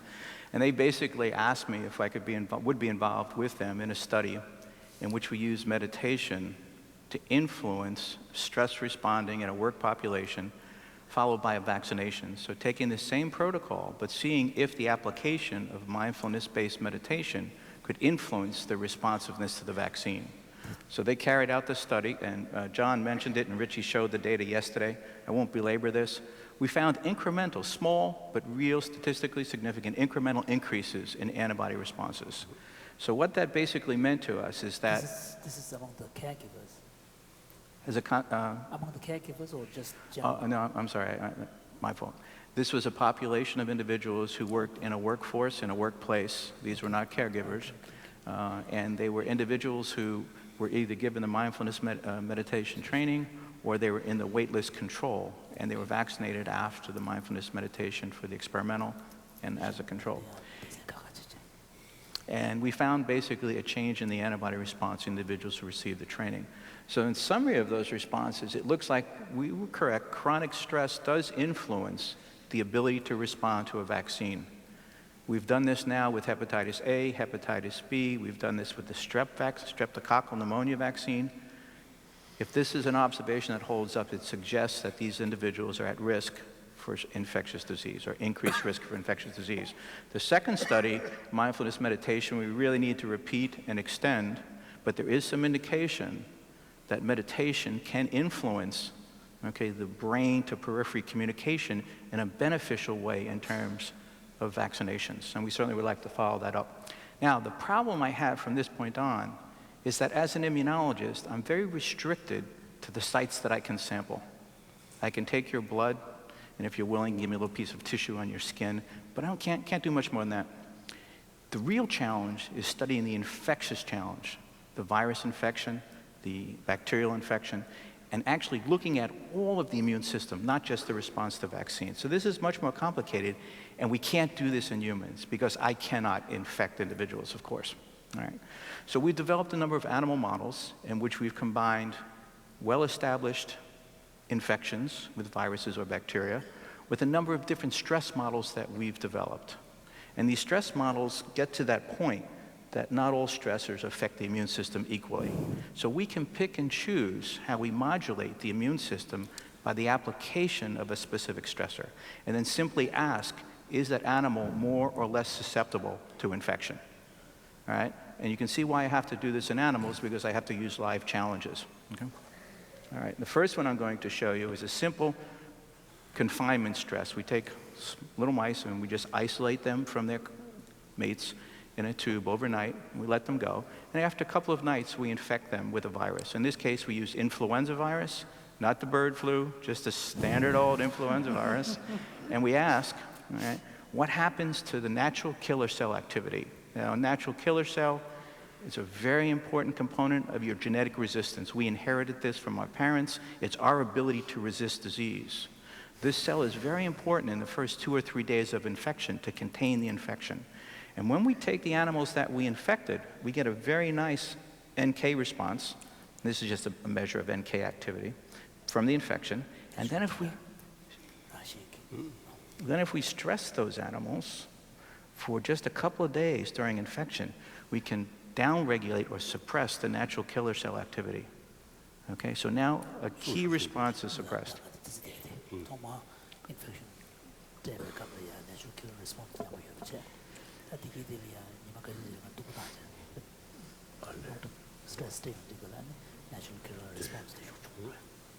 But because I'm working in animals, I can do something more. I can ask which of those pathways between brain and body are giving the signals that are suppressing this response.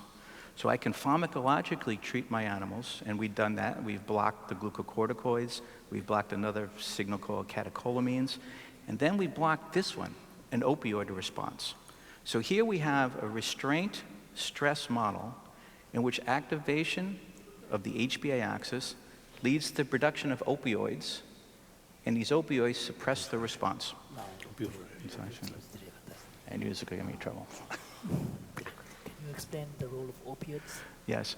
Opioids basically, in response to stress, there's a large gene that's activated in the hypothalamus pituitary. It's called the POMC gene, pro-opioid melanocortin gene.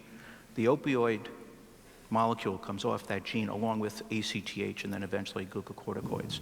So it's a hormone, okay? And it basically is involved in pain, perception, and awareness of pain and suppression of pain. But in this case, it's actually suppressing the NK response. And if we block the opioid receptor with treatment that blocks the receptor, we can restore, okay, the full NK response and restore the health of the animal. I'm sorry? Okay.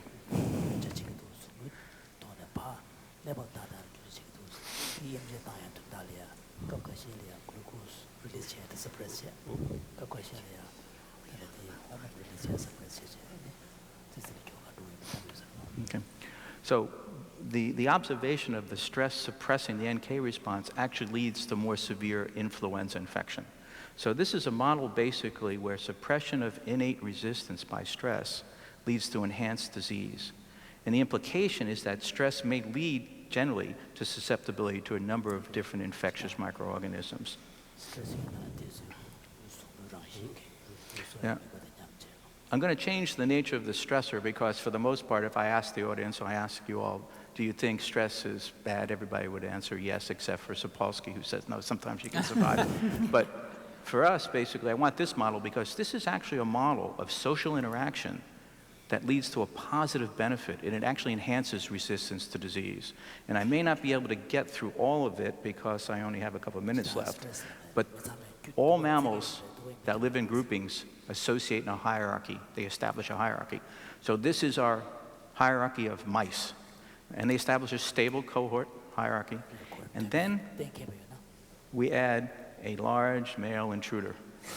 And he's going to destroy, this is like your dean or your chair coming to your office, for those of you who are academics. We add that mouse, and he disrupts the homeostasis, the balance in the cage. You do this a couple of nights randomly, this kind of disruption is very stressful. The animals respond by activating all the stress hormones, but they also change their behavior. After a single night of this stress, you can measuring behavioral change, you can actually see an increase in anxiety, which is actually, here's the control, here's the stressed animals. The decrease here indicates an increase in anxiety. So here we have a behavioral change induced by this interaction. We get more anxious behavior. In addition, and there's a lot of data here, but focus here, here's that glucocorticoid response again, and you go from the control to the stressed animals, we get very high levels of glucocorticoids. So now we've got a behavioral change, we've got an endocrine change. So we're working our way out to the periphery. Explain glucocorticoid. Mm-hmm. The importance of the glucocorticoid in this thing is it's nature's most immunosuppressive substance normally. It's highly suppressive of most gene expression. In this case, however, with this high level of glucocorticoids, when we look at the immune system, and what we're looking at simply are those cytokines I was telling you about. You've all heard about TNF and interleukin-1. I'm sure people have told you about those. I said most of you, give me a break.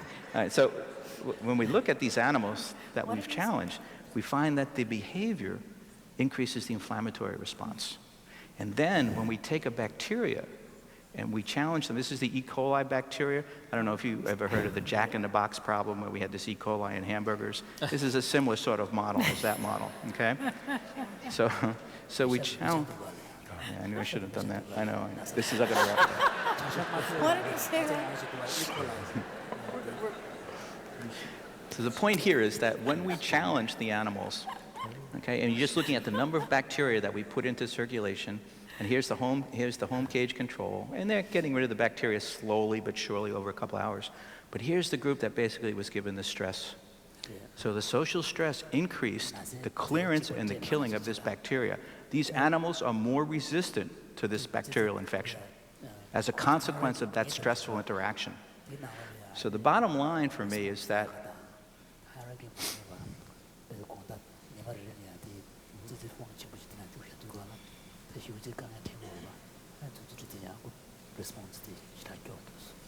So the bottom line is, the implication is that this particular stressor, or social stressor, may enhance resistance to bacterial infection.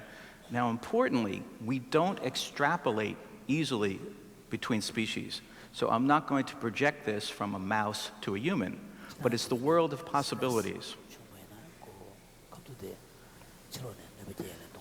And I'm going to get the hook soon if I don't finish up. So let me just say in summary that in humans and animal models, the notion of bidirectional communication between the brain and the immune system is meaningful in terms of health. Not all stresses affect that relationship in the same direction. Some may actually be beneficial. And we have a long way to go to understand the complex interactions that are occurring. Thank you again so much. Appreciate it.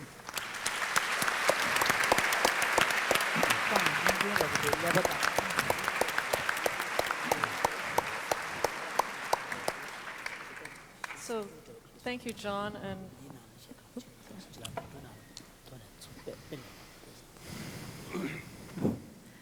thank you, John and David, for this discussion of how all those brain hormones and nerve chemicals that are pumped out when we are exposed to threats, many sorts of threats, how those hormones and chemicals go to the body, to the heart, and to the immune system, and change how those organs and cells work. From John, you heard that glucocorticoids, cortisol, turns down your immune cell's ability to fight infection. And from David, we heard how those stress effects can squeeze the coronary arteries, the heart vessels, and can also be associated with mortality. In fact, such a small stressor as subtracting 7 from 100, or speaking to an audience, can have a profound effect on health. So at lunch, we had a very lively discussion during which many of us were stressed over whether we should use the word stress when we talk to you. And the reason that there was this debate is because, as I understand it, in the Buddhist tradition, there is no one word for stress, the way we use stress. And my feeling, my take on that is that I think that's a very important question to ask. Why is it that we in the Western tradition, so grounded in objective, concrete thinking that health is only the absence of disease, thinking that we must relate everything to mechanism and how it works? This is wonderful. This is how science advanced. But how can we start a dialogue with you if we're using different terms? And I would ask you then if you could comment on the fact that we do use different terms. We think about many different kinds of stress. We've heard here there's social stress, there's hierarchy stress, there's physical stress. How do you think about stress? Is there such a thing as stress in your tradition?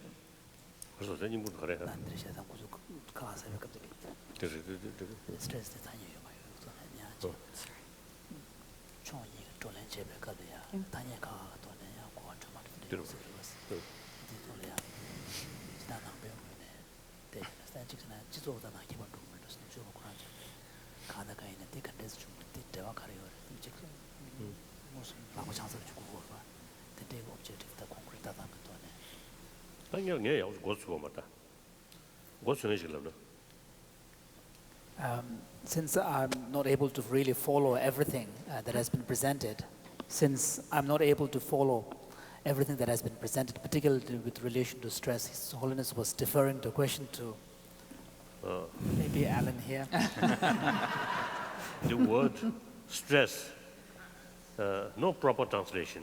I don't know. Just symptom is you, nganda is you. That what's good. Looking at the story. Looking at it. Solon then Daman Mamayo stress. In a soling in a patch stress you kept. So soling in a favor. Tatayo matter. In a soling in a stress you kept it. Muslim. His Holiness was referring to a quiet discussion we were having yesterday in the middle of the presentations, trying to figure out what would be the closest equivalent to the English term stress in Tibetan. We were thinking about semtsab, which is one term, and semngel, which was another term, or yisab, which is a kind of a very alert state of vigilance. So His Holiness was saying that there seems to be no equivalent term in Tibetan. So,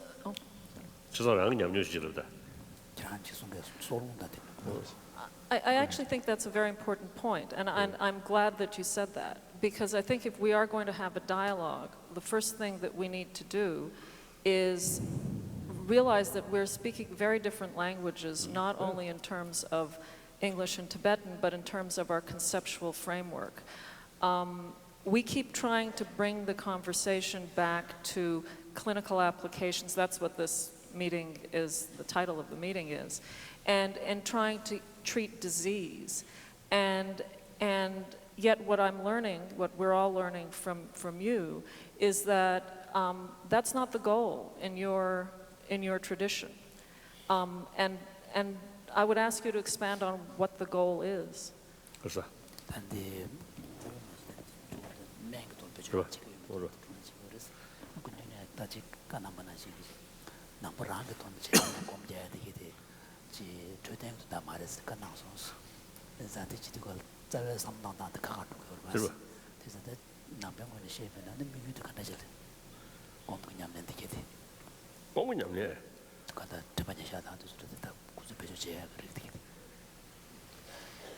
다 가르쳐 오래되나 니주 도미야 패지 다그래다 가사한테 결혼랑 송송아 라오스 문냠는데 니주 도미야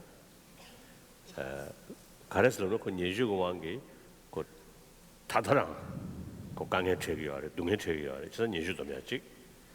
되네日本 이버디 다 가다 니주 영향이 자외다 semmotu mersaji da yu merso kwaji da yu merso aliya 다들로 직벽에 가서래 미국직을야 나도 눈이 대모통이 좀 있잖아요 콜로셈 지지부터 고야래 띵띵 나왔지 다 심지지부 준내 가르쳐야겠어 다 유몽이 뭐냐 뭐다 생각해봐 들어서 들어봐 나와 In the traditional context of Buddhism, the objective of the spiritual practice has been well presented by, summarized by Ajahn Amaro within the idea of the framework of the 3 trainings in ethical discipline, living an ethically sound way of life, and then cultivating concentration, which is the meditation practice, and based upon that, cultivating insight. So the idea is that at the initial stage, because it is our impulsive actions, engaging in impulsive behavior that are destructive and damaging, which leads to all sorts of problems. Therefore, at the initial stage, one needs to find a way of restraining from engaging in this impulsive behavior, destructive behavior. So this is where you deliberately adopt a set of precepts or a code of life. And this is the first stage of training, which is the training in ethical discipline. And since these impulsive behavior, destructive behavior, really stems from a restless, undisciplined state of mind, and therefore on the second level, one needs to find a way of dealing with them directly. But in order to do that, since our normal state of mind is so dissipated and so, unfocused, the mind doesn't have the ability to deal with the mental problems immediately. Therefore, the first one must cultivate a degree of mental stability and ability to focus. So this is where the second training comes, the training in concentration or meditation. And once on that basis you have a certain degree of stability, then you are able to use your mind, apply your mind with a focused attention to then actually dealing with the destructive emotions and thoughts and the habitual patterns and so on, so that you overcome the negative and destructive tendency of the mind. Antidote. No, so this is the actual antidote. The actual antidote is the insight. So, in order to try to extrapolate this then to the goal of this afternoon's session, which is to try to understand whether we can take those practices that you have, that are so well developed in your tradition, whether we can take them and apply them to the problem that we see on our side of stress. In a way, I think what I'm hearing from you is that when we talk about stress, it's something that's happening to us. And when you're talking about meditation, it's something that you are actively doing to train yourself. 말해. 간단한 그 스트레스 계시에 가라 치겐지 요르바. 되게 동네지 단계시 버렸어. 남별 라무스 되게 잡으셔야 수수 난게 셈 다디시지. 그셈 정다지. 안디 다디지 그래서 치야. 로치를 봐주고 좀 만들어지지. 다 뒤쪽에서 아이나. 그러나 소주 domba. 머진에 domba. 어임 domba. 다음에 자임스라비는 자임 domba. 사디기 친게 이 뭔가 뒤식도 와. So the 밤에 저걸 대비이나 밤에 이제 대비이나 대체기 무슨 뭐 먹고 용거로 봐. 바다 내면 죽나? 가다 무슨 일이 용도야 되네 캐도. It is, in fact, it is at the initial stage of training, which is the ethical discipline stage. I think the ethical stage 오죠 봐. 샹 너바 시드죠 또 봐. So here we must understand how Buddhism understands the core of essence of ethics to be. And the ethical action or discipline is defined in terms of restraining from not only actions that are immediately harmful to others, but also potentially harmful as well. So that is really the heart of the ethical discipline. So when you engage on that level of training, then you are really responding to the environment. So you abstain from harming others, for example, and also one of the key practices is to try to live a life that is more heedful. And heedlessness is really thought to be one of the core conditions that give rise to all sorts of destructive behavior. So I think the point of contact between the two sides is the phrase that you just used, we're responding to our environment. And that thing is the but the Sheps love in that Nagorang is Kagachapna. And choose you damn it. So it is on the second, the practice of concentration, the training on concentration, and particularly in the third training, which is the training in insight. Here, what you get in Buddhism is very specifically Buddhist, and here, each spiritual traditions might have a different content insofar as their insights are concerned. Obviously, to some people, the idea of creator is much more effective. So, that's the theistic religion, more suitable, more effective. Then, like Buddhist, and also some ancient Indian thought, there's no idea of creator. So, to some people, that non-theistic approach more suitable. So these are, I think, some the special field under the order. Then you really enter into very specific domains of the spiritual traditions. So what we are trying to sort of to do is, yesterday, you see, because of that, one occasion we mentioned universal compassion or universal value. That's all. If you see some special fields, then a lot of complications. No use. we make life too complicated on our side. We make life too complicated on our side, perhaps. I would like to take that as a way to move to hear about these different kinds of For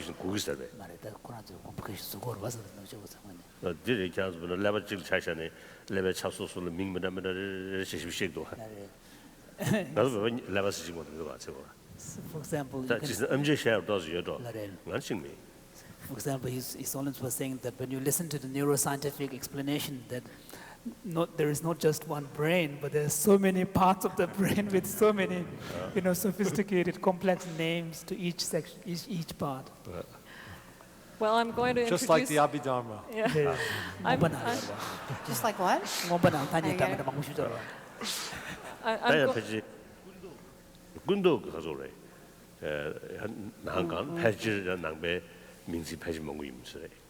Yes, perhaps in the psychological domain, Buddhism has a lot of terminology.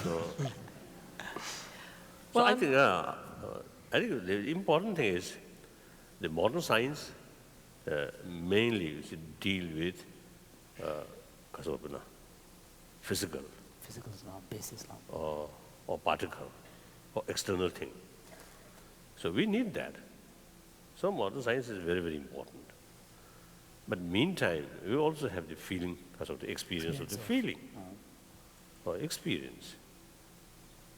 So the ancient Indian thought talk much about emotion or mind, these things. So that's also useful. So combine these two things. And that's what we're doing here, and I'm very grateful. Up to certain level. Yeah. Then next life or nirvana. These are something as a special field, right? Whether there is heaven or hell, that also because of the theistic business, not our business. What do you say? And nirvana, these I think the non-theistic business. So that is something different. Then I think better to have non-interference sort of policy. All right. Yeah. it's a hard line to follow. I'm going to ask Margaret Kemeny to take the responsibility of addressing this and bringing it back to a point of connection that we think that we do have, and that is talking about the self and about the threats. When we talk about stress, there are threats to the self and how that can interfere or affect physical health. And Margaret Kemeny is a professor of psychiatry and director of health psychology at the University of California, San Francisco. And she's one of the pioneers in psychoneuroimmunology.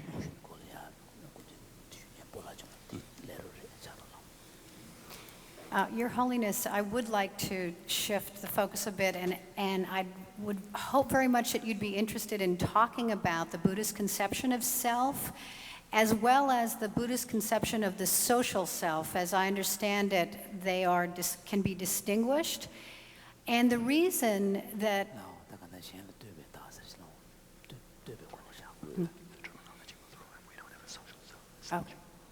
Okay. The reason that I'm interested in hearing the perspective on the self, the Buddhist perspective on the self, is that there's a lot of evidence now that situations that threaten the sense of self can activate those biological systems that John Sheridan talked about. So it can activate the stress hormones and the immune hormones that, if activated chronically, can have a negative effect on health.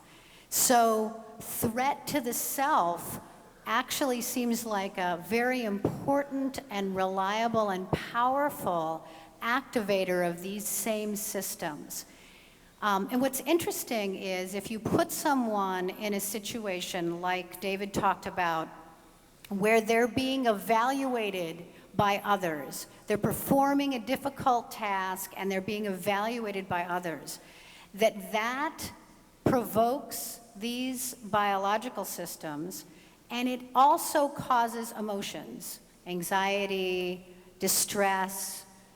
It also causes people to feel negatively about themselves and to feel that others are reacting negatively to them. And it also causes the self-conscious emotions. They're embarrassed, they feel ashamed, they feel humiliated.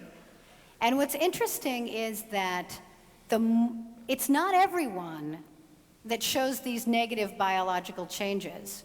It's the people who feel badly about themselves in that context. So it's the people who say, oh, you know, I exposed myself, now everyone knows that I'm not smart, or something like that in this context. I feel embarrassed, I feel humiliated. So those people who feel that way are the ones that actually show this biological change. So I think maybe much more in our culture, I don't know, we're vulnerable to these threats to our sense of self. And I'm wondering how the Buddhist view is of the self, because I think we could be helped a lot by a greater understanding of this vulnerability.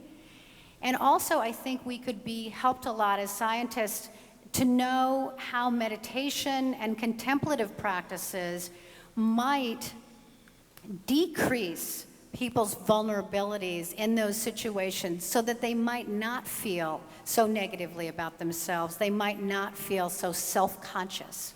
We've talked a lot about self here, false self, real self, no self, and there's a lot of words, personal identity, and it would be so helpful to get a little more about the Buddhist conception of the self.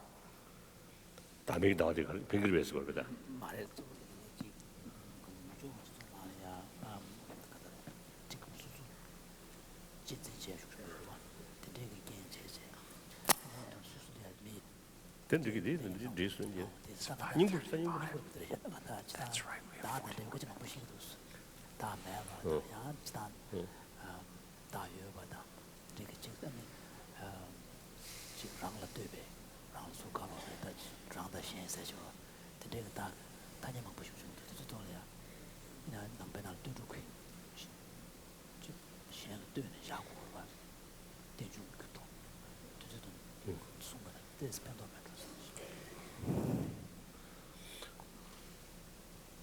아더 다음에 따왔을 때디 나보다 도무이므리.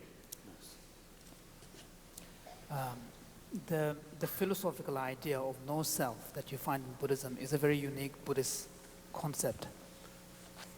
디샤가 가르쳐는 롬모투 용야 싸워르디 다도 짐베tir 도용고요. 디샤니 시고. And the reason why the understanding, there is a discourse on no self, and which is given such importance, is because there is a recognition that the various problems of the undisciplined states of mind are really rooted in a false grasping at self. 다 디고야디 모티버셔야디 뉴몽셰 모티버싱에서야디 뉴몽민다. 랑 근데지 가서 모르는 것이 미두산에 뉴몽민다. 뉴몽텔이야. 아니 차라만 구셔체. 다 디나로리아 아니 민음적인 뉴몽을 저기요나. 다 민음적인 뉴몽 패제 디샤 조금을 생각이 뉴몽 지라 소소스 지금은 미국 유지라고 지금 미네 나바 이동 지야 유지라고 지금 미네 유도 명호다 낭신 단 진배관에 대비 좀 면도 대비 셔 차단이부터 소소 미는 가가래도 와 라고원도잖아 차원도 제베 있는 니가기 덴두든 진배 덴징이 라바 여대지 니가로 진단이야 덴두 여대지 차인 거래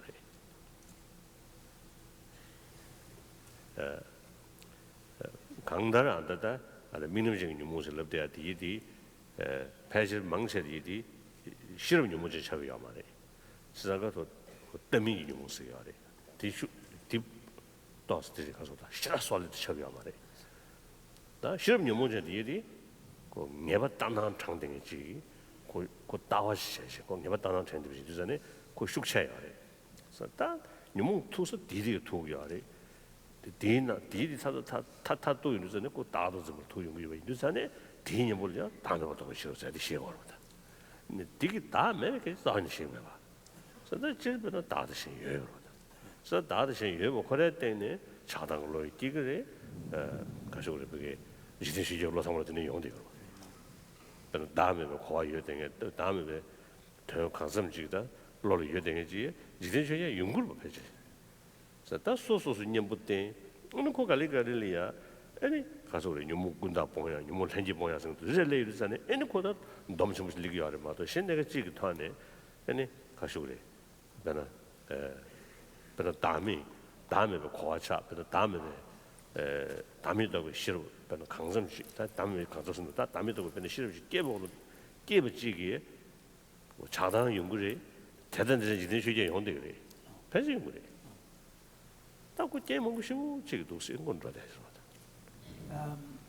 The Buddhist understanding of the mechanism by which we create all these afflictions in our mind and the problems that we run into is quite a complex one. The understanding is that our problems really stems from afflictions of the mind, which creates this undisciplined, restless state.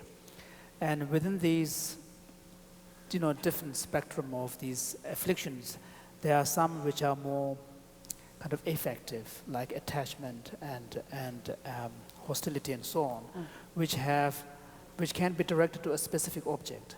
There's a certain particular kind of way of relating to the objects. So these are on the gross levels, levels, yeah, the more kind of manifest levels, conscious levels. But there are some afflictions which are much more kind of deeply rooted, which is they are referred to as kind of dysfunctional, belonging to a kind of an intelligence class rather than more reactive, affective class, and they are thought to be actually more rooted, and underlying all of this is this false belief in self, grasping at self. And it is because of this, there is emphasis on understanding the no-self, the self as postulated, as eternal and absolute and so on. So this is why Buddhism talks about no-self, and the way in which the process of kind of overcoming these afflictions takes place is not that you have one instance of an awakening, of no self, and then everything sort of falls apart. Rather, it's a much more prolonged, gradual process where many other factors also have to, come together. And through a gradual process, Buddhism talks about intellectually acquired, afflictions, afflictions that are more deeply embedded and they are more natural. So it is through many, coming together of many different factors that one can gradually overcome these afflictions. So even in the case of someone from the Buddhist point of view who has gained insight into the no-self, can still experience these afflictions. So it's through gradual up to a certain level. Up to a certain level. So Let me finish. So His Holiness was saying that, from the Buddhist point of view, when we talk about the teaching on no-self, we're not rejecting the reality of self and others. Even those who have gained insight into the no-self will experience this distinction between self and others. Based upon that, you will have, thoughts, feelings, and so on.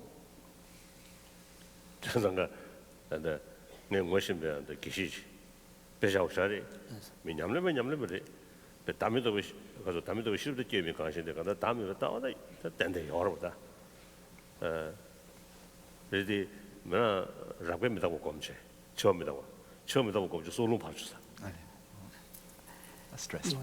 Do you want to translate that? No, you go ahead. Someone that I know quite well. He was a great Buddha, monk scholar and also a great practitioner who had... a great scholar? No.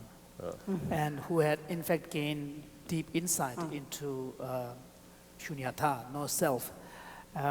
He was once telling me that, when I try to meditate on death, and, because of... the gross level of impermanence. So the Buddhists would refer to the meditation on death as meditation on the gross level of impermanence. Yeah. And he was saying that at one point, that, because of the meditation, it really gave him so much stress. Now he's using the word, right?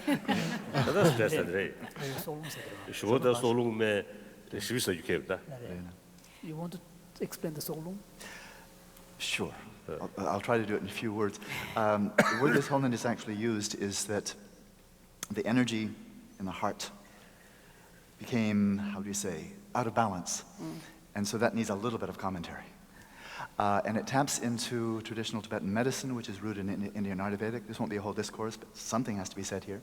And that is from the perspective of traditional Tibetan medicine. They speak of three humors, wind, bile, and phlegm. From a Western medical perspective, they sound completely metaphysical. From the perspective of Tibetan medicine, they're not metaphysical at all. There are immediate contests of experience. They are diagnosed by means of pulse, indirectly diagnosed by means of the urine analysis, for example. And these energies, there are various types that are distinguished from a first-person perspective and by a very highly trained doctor. And there's a particular type of energy that is within the body, is very closely related to the heart, and actually the center of the chest, but also the physical heart as well. And under a great stress, whether externally imposed by trauma, by something terrible happening from outside, or sometimes just applying too much mental effort, studying too hard, or sometimes meditating on something that is rather existentially, angst-giving. It can give rise to an imbalance in this heart, and that then manifests as anxiety, stress, depression, being on edge, irritability, insomnia, loss of appetite. In other words, stress. So we're really talking about the same thing, but we're using some different terminology. That's right. That's right. So I think everybody have the same experience. Right. whether Buddhist or non-Buddhist or Christian or Now I miss non-believers. you said. This human body, I think same experience. Do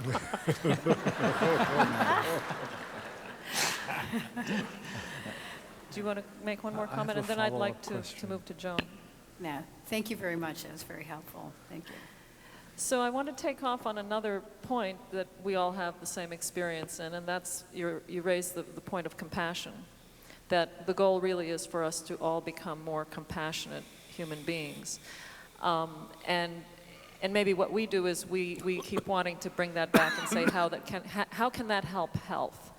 And even if that kind of extrapolation is not in the Buddhist tradition, what I'd like to try to do is add to the Buddhist tradition our Western view, or else add the Buddhist tradition to our Western view, and ask whether that compassion, whether if by going through these processes, learning to meditate in this way, whether the healer can gain compassion and can be more able, therefore, to help the person who is ill.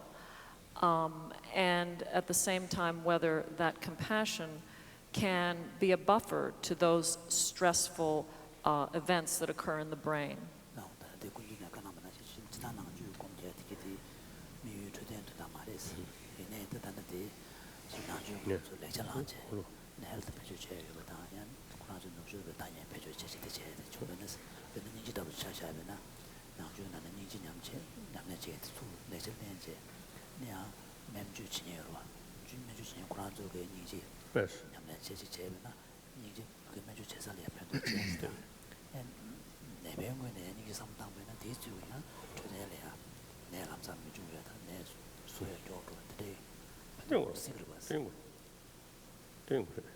It's very true.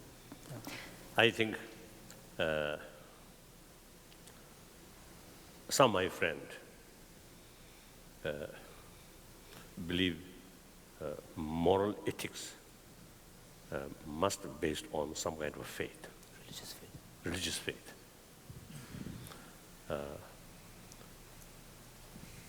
I think from the Buddhist viewpoint,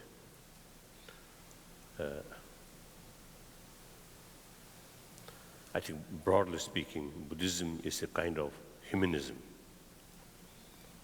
So talks about human experience. Today's reality. The Buddhism, the starting point of Buddhism is really the nature of reality and the fact of one's existence. The human condition. The human condition. So therefore, Buddhist viewpoint, I think affection, compassion, sense of sense of care, sense of sort of concern. Even animal, in some extent, there. And particularly we human beings, or those mammals whose survival entirely depend on others' care at the beginning. So like those animals, or birds, human beings, after birth, our survival entirely depend on someone else's care. So because of that nature, there is some kind of, mentally, there is some kind of element to combine these two, make closer. That we call affection. So by birth, by nature, you see, without that, we can't survive. So nothing to do with religion. So now that potential, we try to sustain. We human beings, we have this intelligence. So we have the ability to sustain that out of the recognition these things are something useful. Other animal, at the beginning, so long, would be a sort of necessity. There, they have that kind of mental element which bound together, right? Bring together. When that time reach, not necessary to others' care, then that affection no longer there, isn't it? Now, we human beings, because of this intelligence, we can sustain that, and even increasing that. Right? So therefore, to non-believer, as a human nature, I think Buddhist concept may be easier. Right?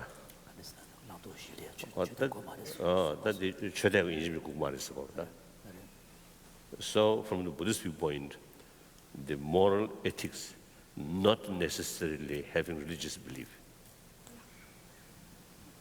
You don't need ground then.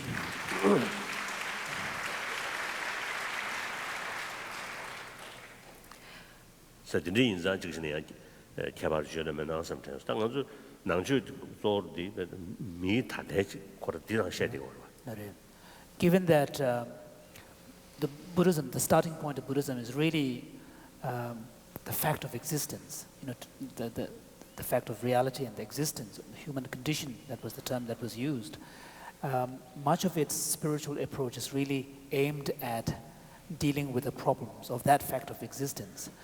And so His Holiness was earlier saying that from the Buddhist point of view, morality or ethics do not require necessarily religious faith as a foundation. So maybe that makes Buddhism perhaps suitable to bring into this kind of dialogue and adapt from Buddhism into some health domain and stuff. I thank you for those words, because I think ultimately the goal of clinical medicine, the goal of healers, is to be compassionate to their patients. And that we talked briefly yesterday about the placebo effect. There's a very powerful effect of that compassionate interaction between doctor and patient, between health caregiver and patient, which perhaps we've lost sight of in some of our modern medical approaches. We need the grounding in science. We need the technology, which has made so many advances, but we cannot forget that compassion. But in a sense, His Holiness was saying that in a sense there is that recognition even in the modern medicine, because yesterday there was a reference made to the Hippocratic Oath, which is implicit recognition of that. Yes. I would like to ask Joan Halifax to comment. Joan is really, this is her area of expertise. She is founder, abbot, and head teacher at the Upaya Zen Center in Santa Fe, and she works with dying patients. And I would like you to comment on your applications of this compassionate approach to preventing the kinds of things we've talked about as far as stress and illness and easing the dying process. Well, I think that coming to terms with the truth of our mortality is a very essential aspect of our approach as clinicians. So the truth of indeterminacy, groundlessness, impermanence is something that we need to contemplate deeply. But in addition to this, looking at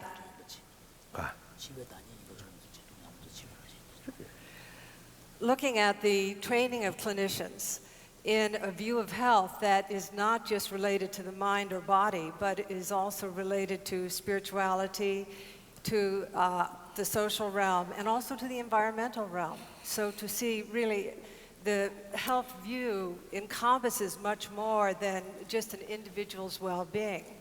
So that's one of the aspects that I think is very important.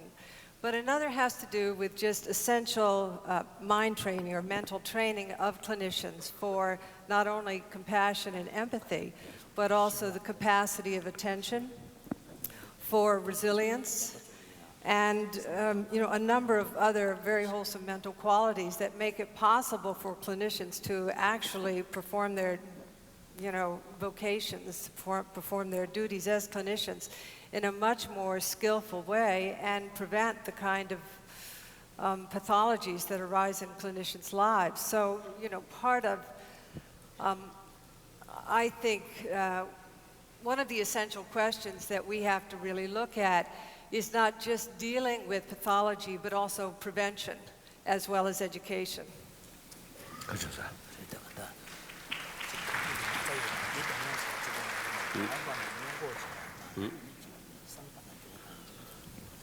And how meditation is, one avenue into prevention, and how important education is not only for clinicians, but also in terms of the whole developmental cycle for an individual.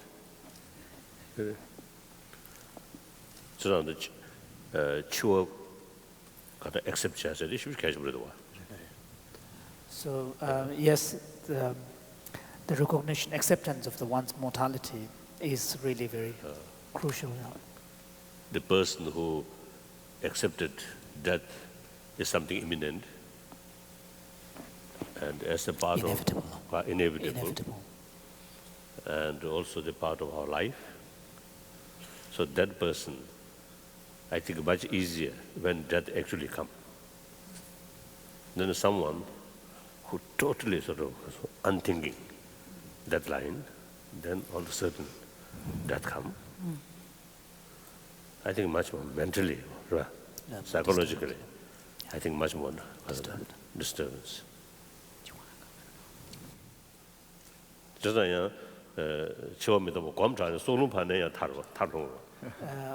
On the other hand, if one, as I mentioned earlier, like that meditator, the Tibetan monk, if one thinks too much about that and it leads to stressful response, that's an extreme that also too. unnecessary. Well, it might depend on how old you are, for one thing. So I think perhaps sometimes I think modern scientists sort of approach something pinpoint, focus very particular area, and then try to find some absolute independent answer. That's impossible.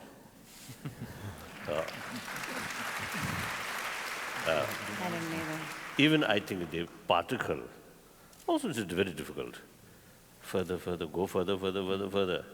Then smallest sort of particle, its very existence depends on other, right? And momentarily changing. You can't find something absolute permanent. So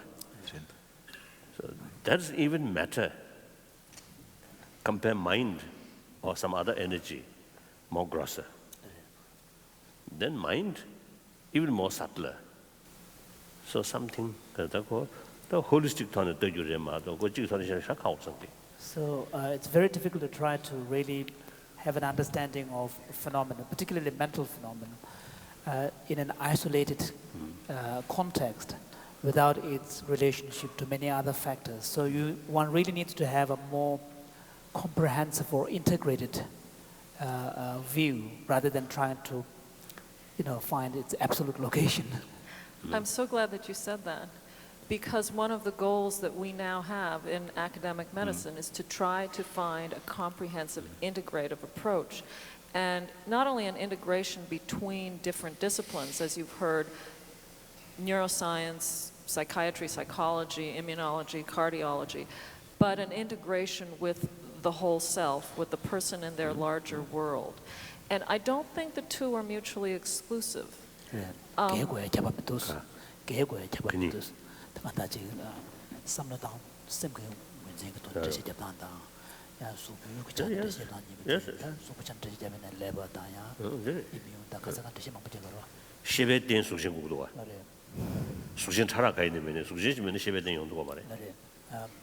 Even to have an experience, even to have a mental experience of a mental event, they need to have a physical basis of some kind.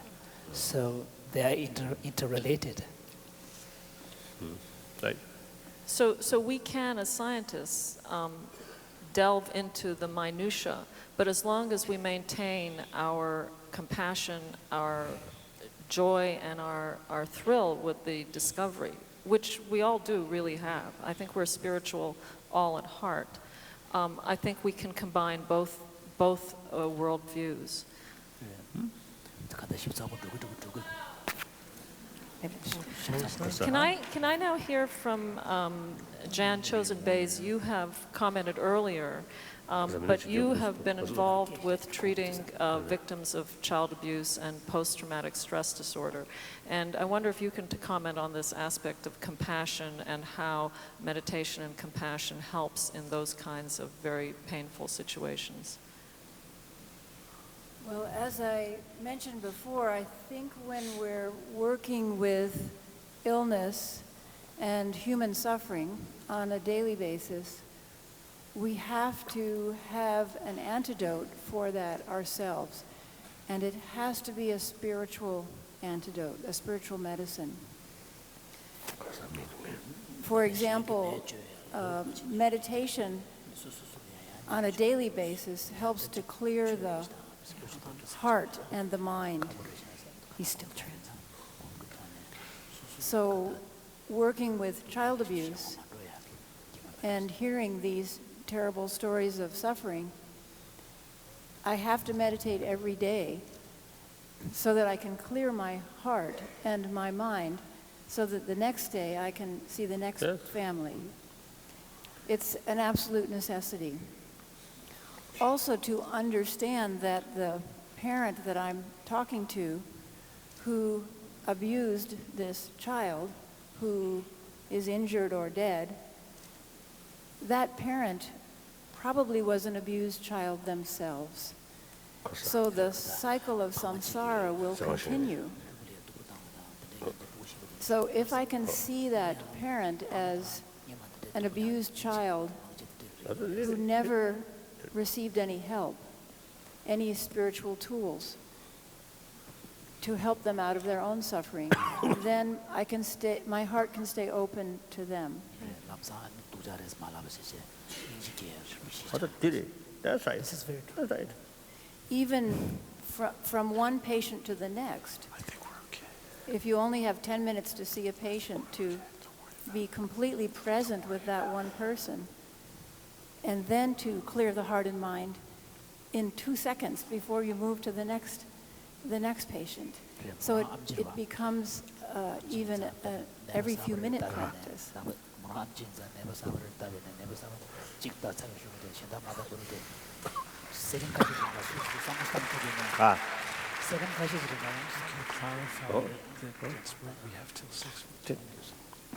So it's not something extraordinary we do on a retreat twice a year, but something that we have to be doing continuously. Yes. And also the awareness of our own emptiness, so that if a family gets angry at me, which happens often, if I can really perceive myself as transparent or empty, then what comes toward me can go through me and go out the door.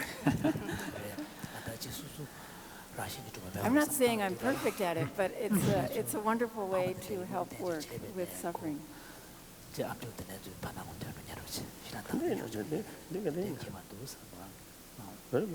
I wanted to ask His Holiness another question. I have two lives, my medical life and my Zen teaching life, my practice life.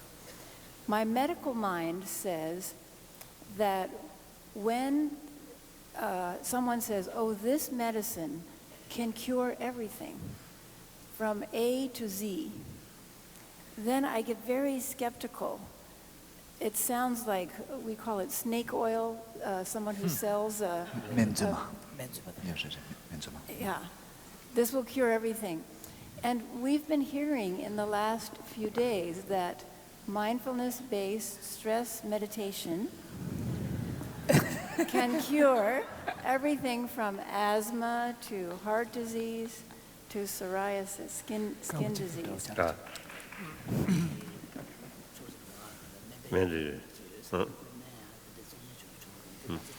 So the medical part of me is a little skeptical that this is too simplistic. And we will, as we unfold this more, it will not be so simple. But the practice part of me, the Zen teacher and the Zen practitioner, Buddhist practitioner, sees that when people begin to practice, it's as if they have been given a vitamin, something so essential to their health, that it could be that meditation practice is supplying something absolutely essential as sleep or food or being loved.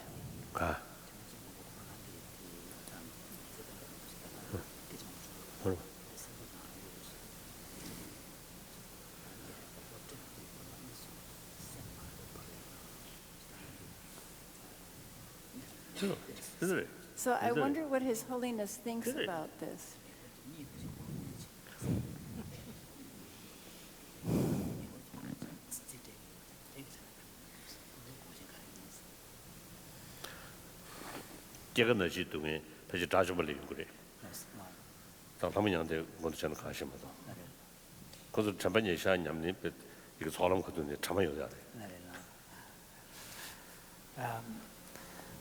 In the Buddhist texts, there are arhats, reference to arhats who have gained total liberation from cycle of existence.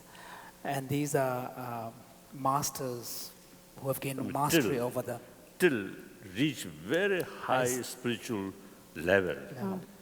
The illness, old age, death will come, will remain. Although you see, I think the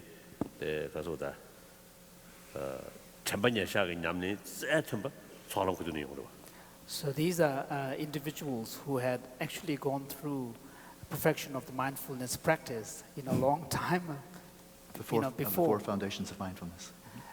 But still they are susceptible to illness and so on.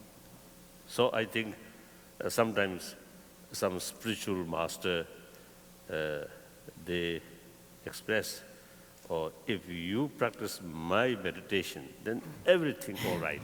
I think that is too far. What was the last thing? Something about if you practice my meditation, then it's like too far or something.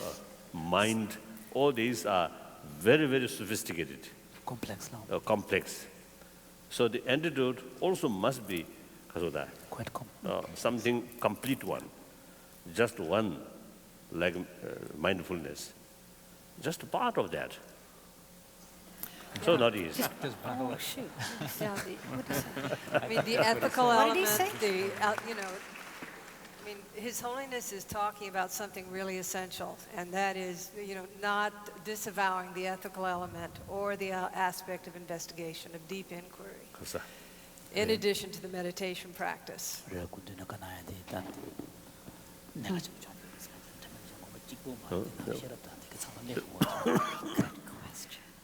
So I think this conversation has raised some very interesting similarities and differences between the Buddhist worldview, clinical medicine, and science.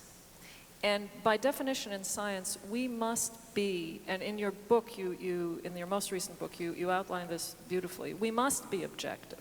We must break down the problem to its smallest parts in order to try to understand it. And then in clinical medicine, we have to take a larger, wider view. So in a sense, I think that there's more of a synergy between Buddhist worldview and Buddhist practice and clinical medicine than there is between the Buddhist worldview and science. But that doesn't mean that we can't blend the two. That doesn't mean that we can't blend the science with the clinical medicine, and it doesn't mean that, as you have pointed out so eloquently in your book, that we should blend the science with all these different worldviews.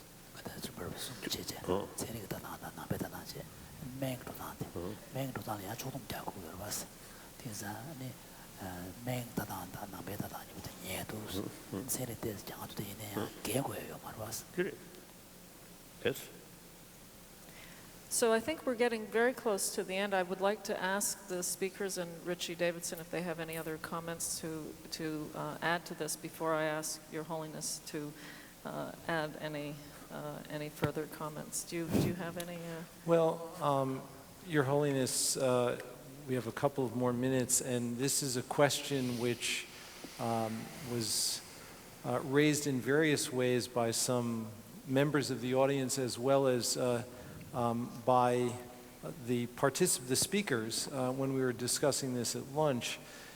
This is a session that is fundamentally about mind-body interaction, how the mind communicates with the body. Many meditation practices involve, in one way or another, focusing attention on particular parts of the body. And other meditation practices involve spontaneous attention to bodily processes.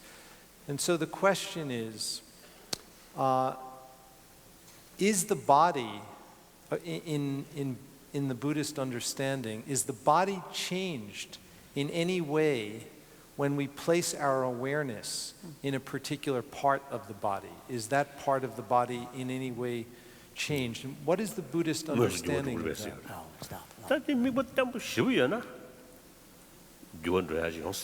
Yes.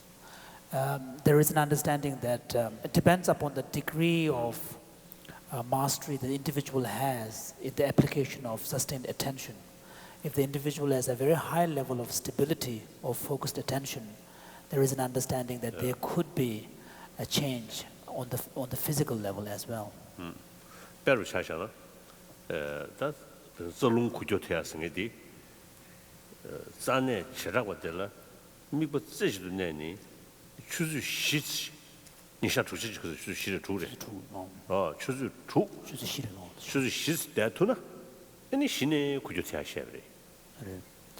example, in some of the texts that talks about the energy, the Buddhist theory of energy, there are discussions about how an advanced meditator who had gained a mastery over this application of sustained attention, if the practitioner can maintain that focus upon a particular point of the body and the energy there for over a period of 4 hours, unwaveringly, then it can have a physiological effect.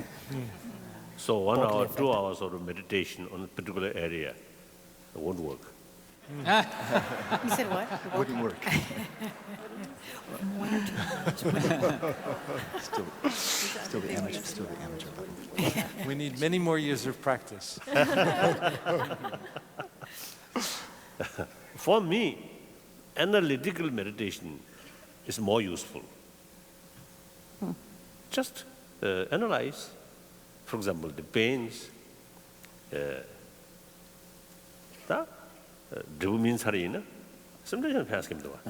For example, when you experience a trauma, that experience has already occurred. So I think at the beginning I mentioned the many problems essentially due to ignorance. So ignorance is bring us our attitude unrealistic. Unrealistic bring a lot of mental problems. Accept the reality and approach more realistically. If something can be done, no need to worry. If cannot, no use to worry. Finish. If it can't be You can't do anything about it? No worry. Yes. If you can do something about it, no worry. Shantideva. Then also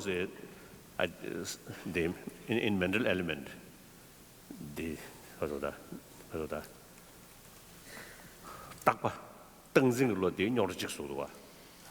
One of the source of problem is really grasping at some sort of permanence, enduring.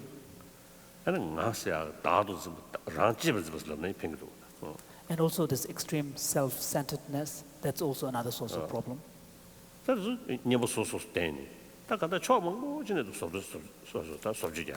So for each of these, mental ailments, as it were, we need different approaches, different antidotes. So that's how you transform and shape the mind. So that's my view. So in order to utilize your intelligence more effectively, I prefer a sound sleep better than meditation.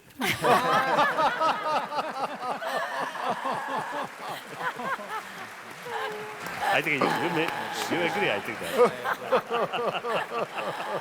Very realistic. Well, I think perhaps with that, you deserve a sound sleep.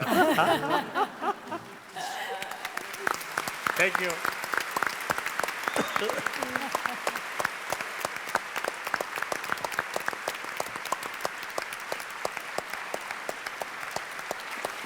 Thank you. Thank you.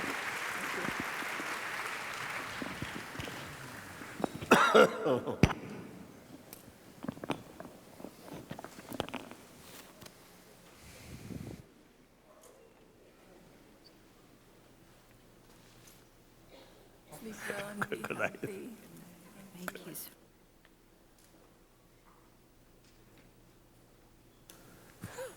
Good night. Thank you.